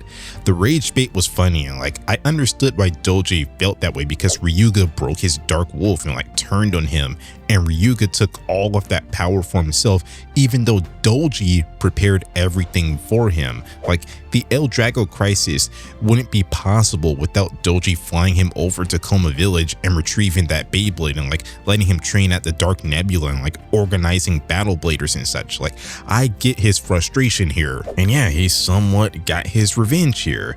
I mean, like it basically cost him his life, but Ryuga got humbled in a way that not even Jenga could. Like like, I wouldn't call their battle in Metal Fusion a humbling. That was extreme diff.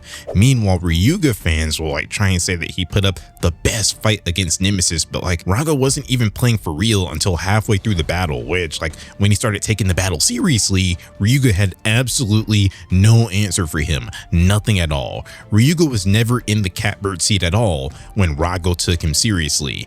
This was humbling, and the only reason why it's a low diff rather than a no diff is because Raga wasn't taking Ryuga seriously from the jump. If he was, then this wouldn't have even been a fight because like he has the full power of the star fragment. Just seeing this fight made me feel bad for Kenta because like he felt so bad about Nemesis getting revived and like how he wasn't able to get Ryuga on side when like that was just never a possibility. That wasn't a plausible outcome. Ryuga's just stubborn and power hungry in this season, kind of like his Metal Fusion self, which makes it feel like he had to take a step back in his character growth to make this plot work out like how they wanted it to. He was warned about the Nemesis crisis on multiple occasions, including Kenta following him throughout this whole journey. He also got to see Nemesis's power up close before this battle. Like, this is not Kenta's fault at all. It's Ryuga's fault for why he ended up this way. The star fragment was not given to him to carry out his selfish goal to be #1. It was given to him so that he could fulfill his role as one of the 4-season legendary bladers to create Zeus's barrier. He went rogue like Assassin's Creed and paid the ultimate price. That's the destiny that he chose for himself. He didn't pick a side, but like he was a major reason why Nemesis was revived. And now you see why the star fragments couldn't go to our heroes that we already knew. Masamune, Kenta, Benkei, Tsubasa, Deshayan, whatever, all of them couldn't be legendary bladers because there's no conflict, there's no intrigue to this story. This crisis would have been over with, and we're not having this conversation right now. This video just wouldn't be this long because the season would already be over. So that's why you need guys like Aguma, Chris, and Ryuga to have the star fragment inside of their Beyblades to like stir up some conflict and either be on the opposing side or take no side at all. That's why instead of replacing these legendary bladers, I say that like they should have had a longer season to build up these legendary bladers to like be guys that we actually cared about, which is possible with a 51 episode season. Like think Masamune, think Deshayan, not originals from Fusion, but people call for them to be legendary bladers because like they were well developed characters that had the benefit of being in a 51 episode season. So I say develop the legendary bladers more in like a 51 episode season, then give some of our old friends some 4D evolutions, 4D Beyblades, so everyone wins. But yeah, like that's why you need those opposing sides and worldviews so we can actually have a season. So like that's kind of like crazy. It's kind of like just a really bad take when people say that all of Jenga's friends should have been the legendary bladers. Like no, that was never a realistic possibility. Just no opposing sides at all. You just don't have a story unless they get corrupted like Dynamis. Also, while I'm here, let me get off my Ryuga is overrated take. He keeps on getting glazed because he only took 2 losses in this saga. Well, first off, he has a very small sample size in comparison to guys like Jenga and Kyoya. There were times in Fusion when Jenga was caught off guard, so like even if you're better, you can still lose. But because Ryuga didn't get many battles, he didn't succumb to stuff like that. Also, when he has a forbidden Beyblade that can absorb power, how is he supposed to lose by normal means? All of his El Dragos could absorb power in some way. I will give him that he's strong and like he was able to beat King fair and square in an equal left rotating legendary battle, showing that without that advantage, he'll struggle some, but like he can still beat high level opponents. But against someone stronger like the Jengas and like Kyoya's, that's where the spin steel comes into play. And like I believe it's absolutely necessary to beat them now that they have more mastery over their Beyblades. He's strong, but to be the strongest, it all relies on power absorption, power stealing, which isn't his own strength, which is a reason why I say that he's overrated. That's why his humbling was needed. Like it showed that he's absolutely beatable without spin stealing capabilities. Also, as a blader, I don't have him very high on that list either. He's very strong, but like he doesn't embody everything it means to be a true blader. Power and strength is only like one aspect of being a blader. I know people don't like the power of friendship, but like that's a core pillar of this series and like what truly makes someone a great blader. You can only accomplish so much by yourself, which you have learned even in this season. Beyblade isn't a solo sport. It's about the bonds they share, making friends, competing against your friends, and getting stronger because of that. When Jing was able to take the spirits of Hikaru, Tsubasa, and Kyoya into battle with them to help him defeat Lightning El Drago, that's not plot armor, rather that was actually like set up by the plot. Because Jinga has made those friendships, connected with them through battle, he can rely on stuff like that and what's coming up in the final because like he's just a better blader. Something like that would never happen for Ryuga because he's not a better blader than Jinga. Possibly has more power on his own, but like that's not what Beyblade is all about. Ryuga wasn't able to put his pride aside to help defeat Nemesis, which is why, despite the power level difference, I would say that most of these legendary bladers are better bladers than Ryuga just because they embody what it means to be a true blader better than Ryuga. So yeah, like that's really all. A tier episode. Moving on. Episode 36, The Missing Star of the Four Seasons. This is an episode that tries, like they attempt to get you in your feels for real. You had guys like Jinga and Kyoya defending Ryuga, which like I just can't agree with for the reasons that I already explained. Maybe I would care more if they didn't regress his character to like how he was in Fusion and like he fought the good fight. But he chose this, like he chose himself over the others despite having like so many warnings, and because of that he put everyone in a deficit. The legendary bladers, the rest of Team Gengan Galaxy and Kenta tried to battle Nemesis, but he had like dark Nemesis versions of everyone's avatar actually, because Nemesis has the power of everyone they've ever battled, which thwarted a really nice coordinated plan from Aguma that like I didn't know he had that in him. Like I didn't know he was capable of coming up with something like that. Because of this overwhelming strength and not having access to Zeus's barrier because Ryuga's out of commission, everyone finally like started accepting that the world will end.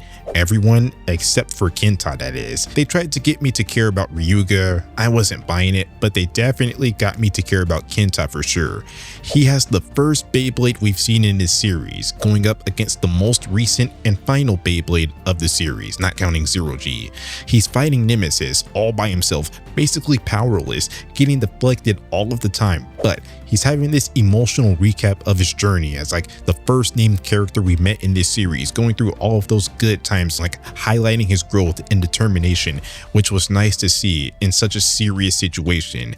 It was because of his hard work that Ryuga, after getting destroyed first, I'm just gonna say that, but like yeah, he finally lived up to his end of the deal, realized that he took Kenta seriously when he used his ultimate move on him a few episodes, so because of that, he handed the power of the star fragment over to someone that was just more deserving in Kenta. And as Ryuga and his Beyblade disappeared, Kenta gained the strength to become a legendary blader, and his Beyblade evolved into a Flash Sagittario, meaning that the fight can't continue. They have the 4-season legendary bladers, and they're all on the same page.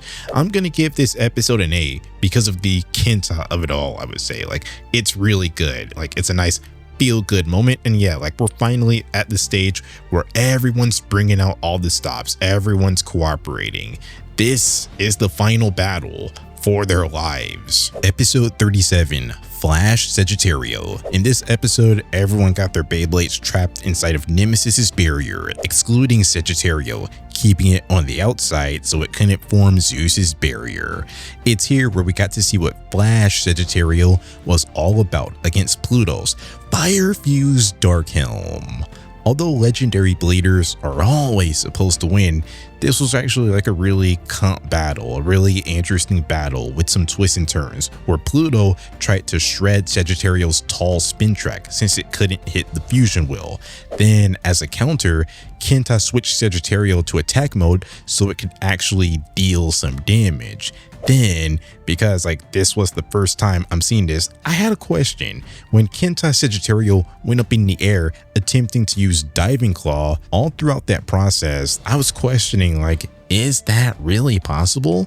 Guys like Tsubasa and Klaus can use claw-based moves without actually having claws on their Beyblade. However, whenever Kenta wanted to use one of his claw-based moves, he always had to activate the claws. So like my question was answered. Sagittario's claws were broken before its evolution, causing it to evolve without claws, which like I have another question. Had Sagittario kept its claws, would its evolution then have claws? I don't know, but like it seems like addition by subtraction, because like he was still able to keep his technique, but it's not Diving Claw now, it's Diving Arrow to now match its new signature feature, which once used to be the claws on its spin track. Now it's the 4D bow and arrow fusion wheel. I like it. Another thing that I wanted to touch on, before watching this season, I heard a lot of people say that Yu is the strongest non-legendary blader because he broke through the Nemesis barrier. Now that I'm actually seeing how it played out, I have to say it's an overrated feat. Firstly, like they were chipping away at the barrier before anyone used their special moves. Masamune actually pierced an opening through the barrier first. Then when Tsubasa, Masamune, and Yu used their special moves, like that was a collaborative effort. The way that I took it is that Libra was like the finishing touches, not the main catalyst, like just because he went last and like a lot of his special move was shown. The way I received it is that it was a collaborative effort and like they needed all of their strength to take down the barrier, not just one person. He for sure ranks high out of the non-legendary bladers, but like I'm just saying, like they needed all of their strength to beat that barrier. Anyways, I'll give this episode an A. Again, off the strength of Kenta and his battle with Pluto and like what he was able to show there, like such a cool Beyblade. And I love that he didn't have to leave his Diving Claw technique completely in the past. And like, yeah, it was a nice showcase battle for him, taking down one of the big bads all by himself, when at the very beginning of the show, he wasn't even gonna beat Benkei using a generic Beyblade had Jinga not stepped in. Now he's just so much better and it's all deserved. Also, like sort of unrelated, not a big deal that's gonna affect this episode's grade, but like there was a visual of the 4 season bladers, Jinga, Kyoya, Ryuga, and Chris. Even if you added Kenta to this picture in place of Ryuga, Chris is still ruining the aura of the picture and like throwing off the vibes. In all of the talk about this person and that person should have been a legendary blader, I say like the legendary bladers that we got were mostly like fine. They needed new bladers, but they needed to be developed. Like that was the only caveat. However, for the 4 season bladers, considering the caliber of those bladers, like considering that they're all from Metal Fusion, that's the only time where I say that spot should have actually been reserved for someone that we already knew, like someone that we already had a bunch of time to connect with, even if they're from Metal Masters. It just shouldn't have been Chris or anyone that we met in this shortened season, considering how Jinga, Kyoya, Ryuga, and now Kenta are 4 season legendary bladers. That's not going to affect this episode great, but I just wanted to mention that. Episode 38, Hades' Persistence. It turns out that the sealing up of Nemesis that happened was all a fake out, because at the end of the previous episode, a piece of Pluto's Beyblade fell and cracked Zeus's barrier. It might seem confusing because the English name for that Beyblade is Fire Fused Darkhelm, but like it's actually Fusion Hades, so like a piece of Hades cracked the barrier. So the celebrations were short-lived as the Nemesis crisis was back on against the god of destruction that had like Rago and Pluto inside of it, or like taking their form, something like that.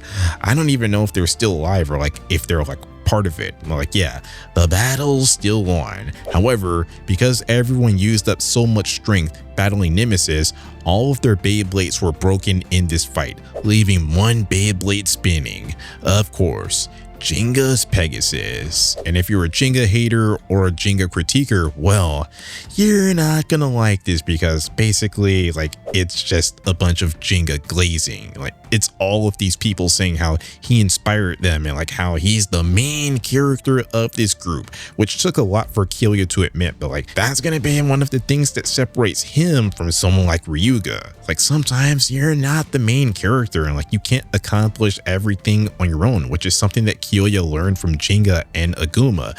Sometimes you should just play your role, like how Ryuga and Kyoya did in the Spiral Force crisis. Like put your pride aside to defeat a greater evil that can destroy the world.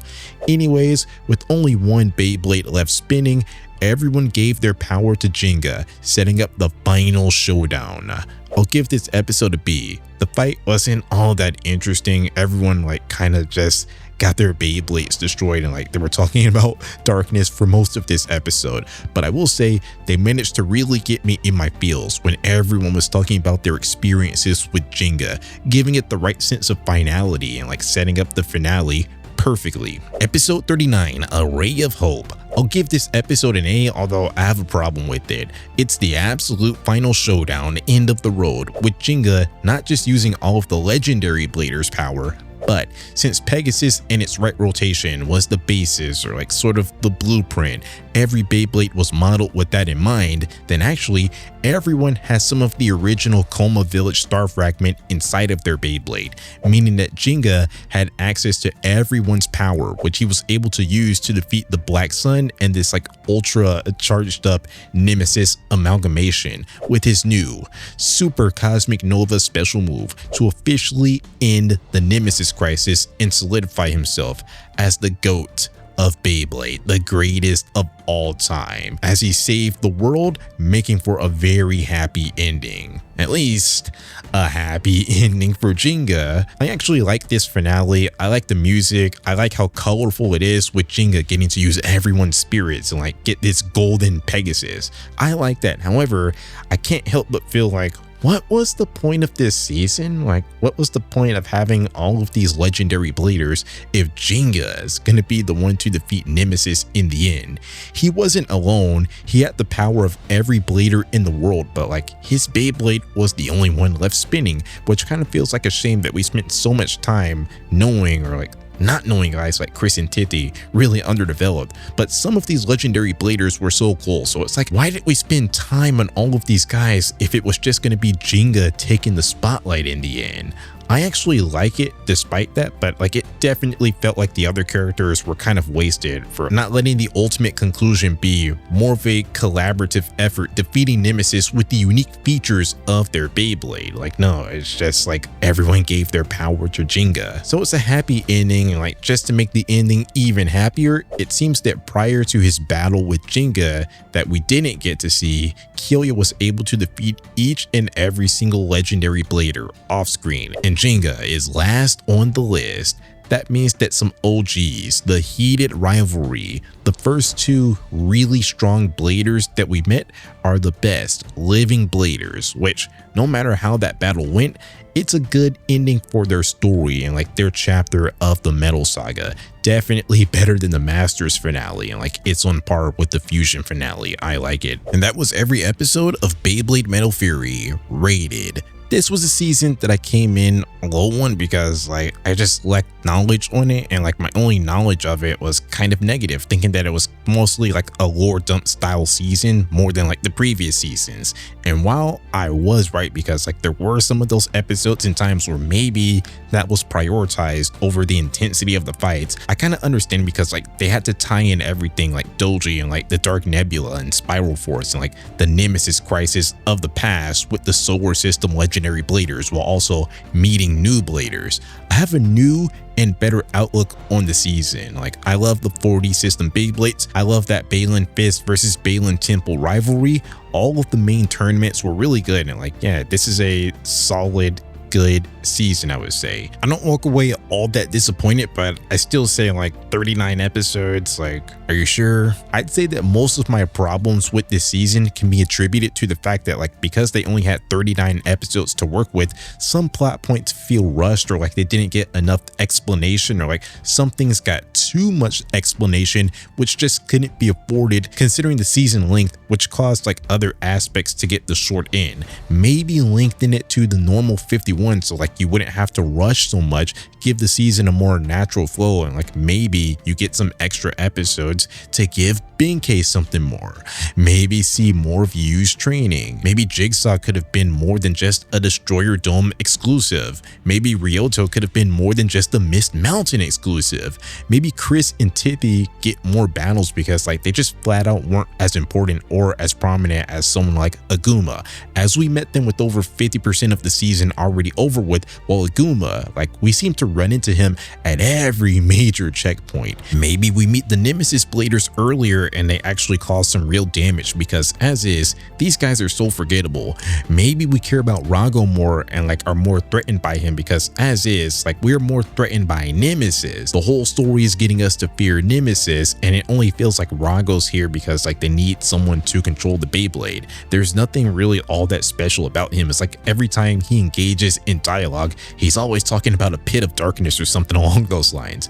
Maybe he shouldn't have been off screen for so much of this season and like actually been a developed character. The problem with Fury is the same problem that I've always had. It tries to be so grand and ambitious and like have this sense of finality to it. However, like they just aren't working with an adequate amount of episodes to accomplish that vibe that they were going for. I'm not gonna lie, like a day after I finished watching this season, I started another rewatch, this time in double speed because like I didn't want to waste too much time after already watching it. But yeah, like I feel like I didn't get everything that I needed watching it the first time, and even after the rewatch I still don't like completely get everything that they're trying to sell me on. I'd say that if Fury had the standard amount of episodes, maybe we're talking about possibly the best season. That's right, like I still think that the others are better, just like I thought before this rewatch, but like this was definitely worth it for sure. Just because it's third on my list, like it's still an elite season of anything that I've ever watched, so like there's that. And it gives a really good sense of finality, like some solid closure. This is a good sort of send-off for this generation of bladers as they shift to the Shogun Steel era, which like I just flat out only have like very vivid memories of. Like I barely remember it, I would say. It was not something that I actively watched at the time. I don't know how the story goes, but like I know that everyone's all grown up and it's about like a new generation of bladers after the Nemesis crisis. So like this was a good sort of swan song for the old gang, a flawed but okay way to go out. But yeah, like that's all I got for now. Stay strong, stay brutal, because above all else, it's anything to win. I won't let you down, Bruce. I'll keep fighting. Always.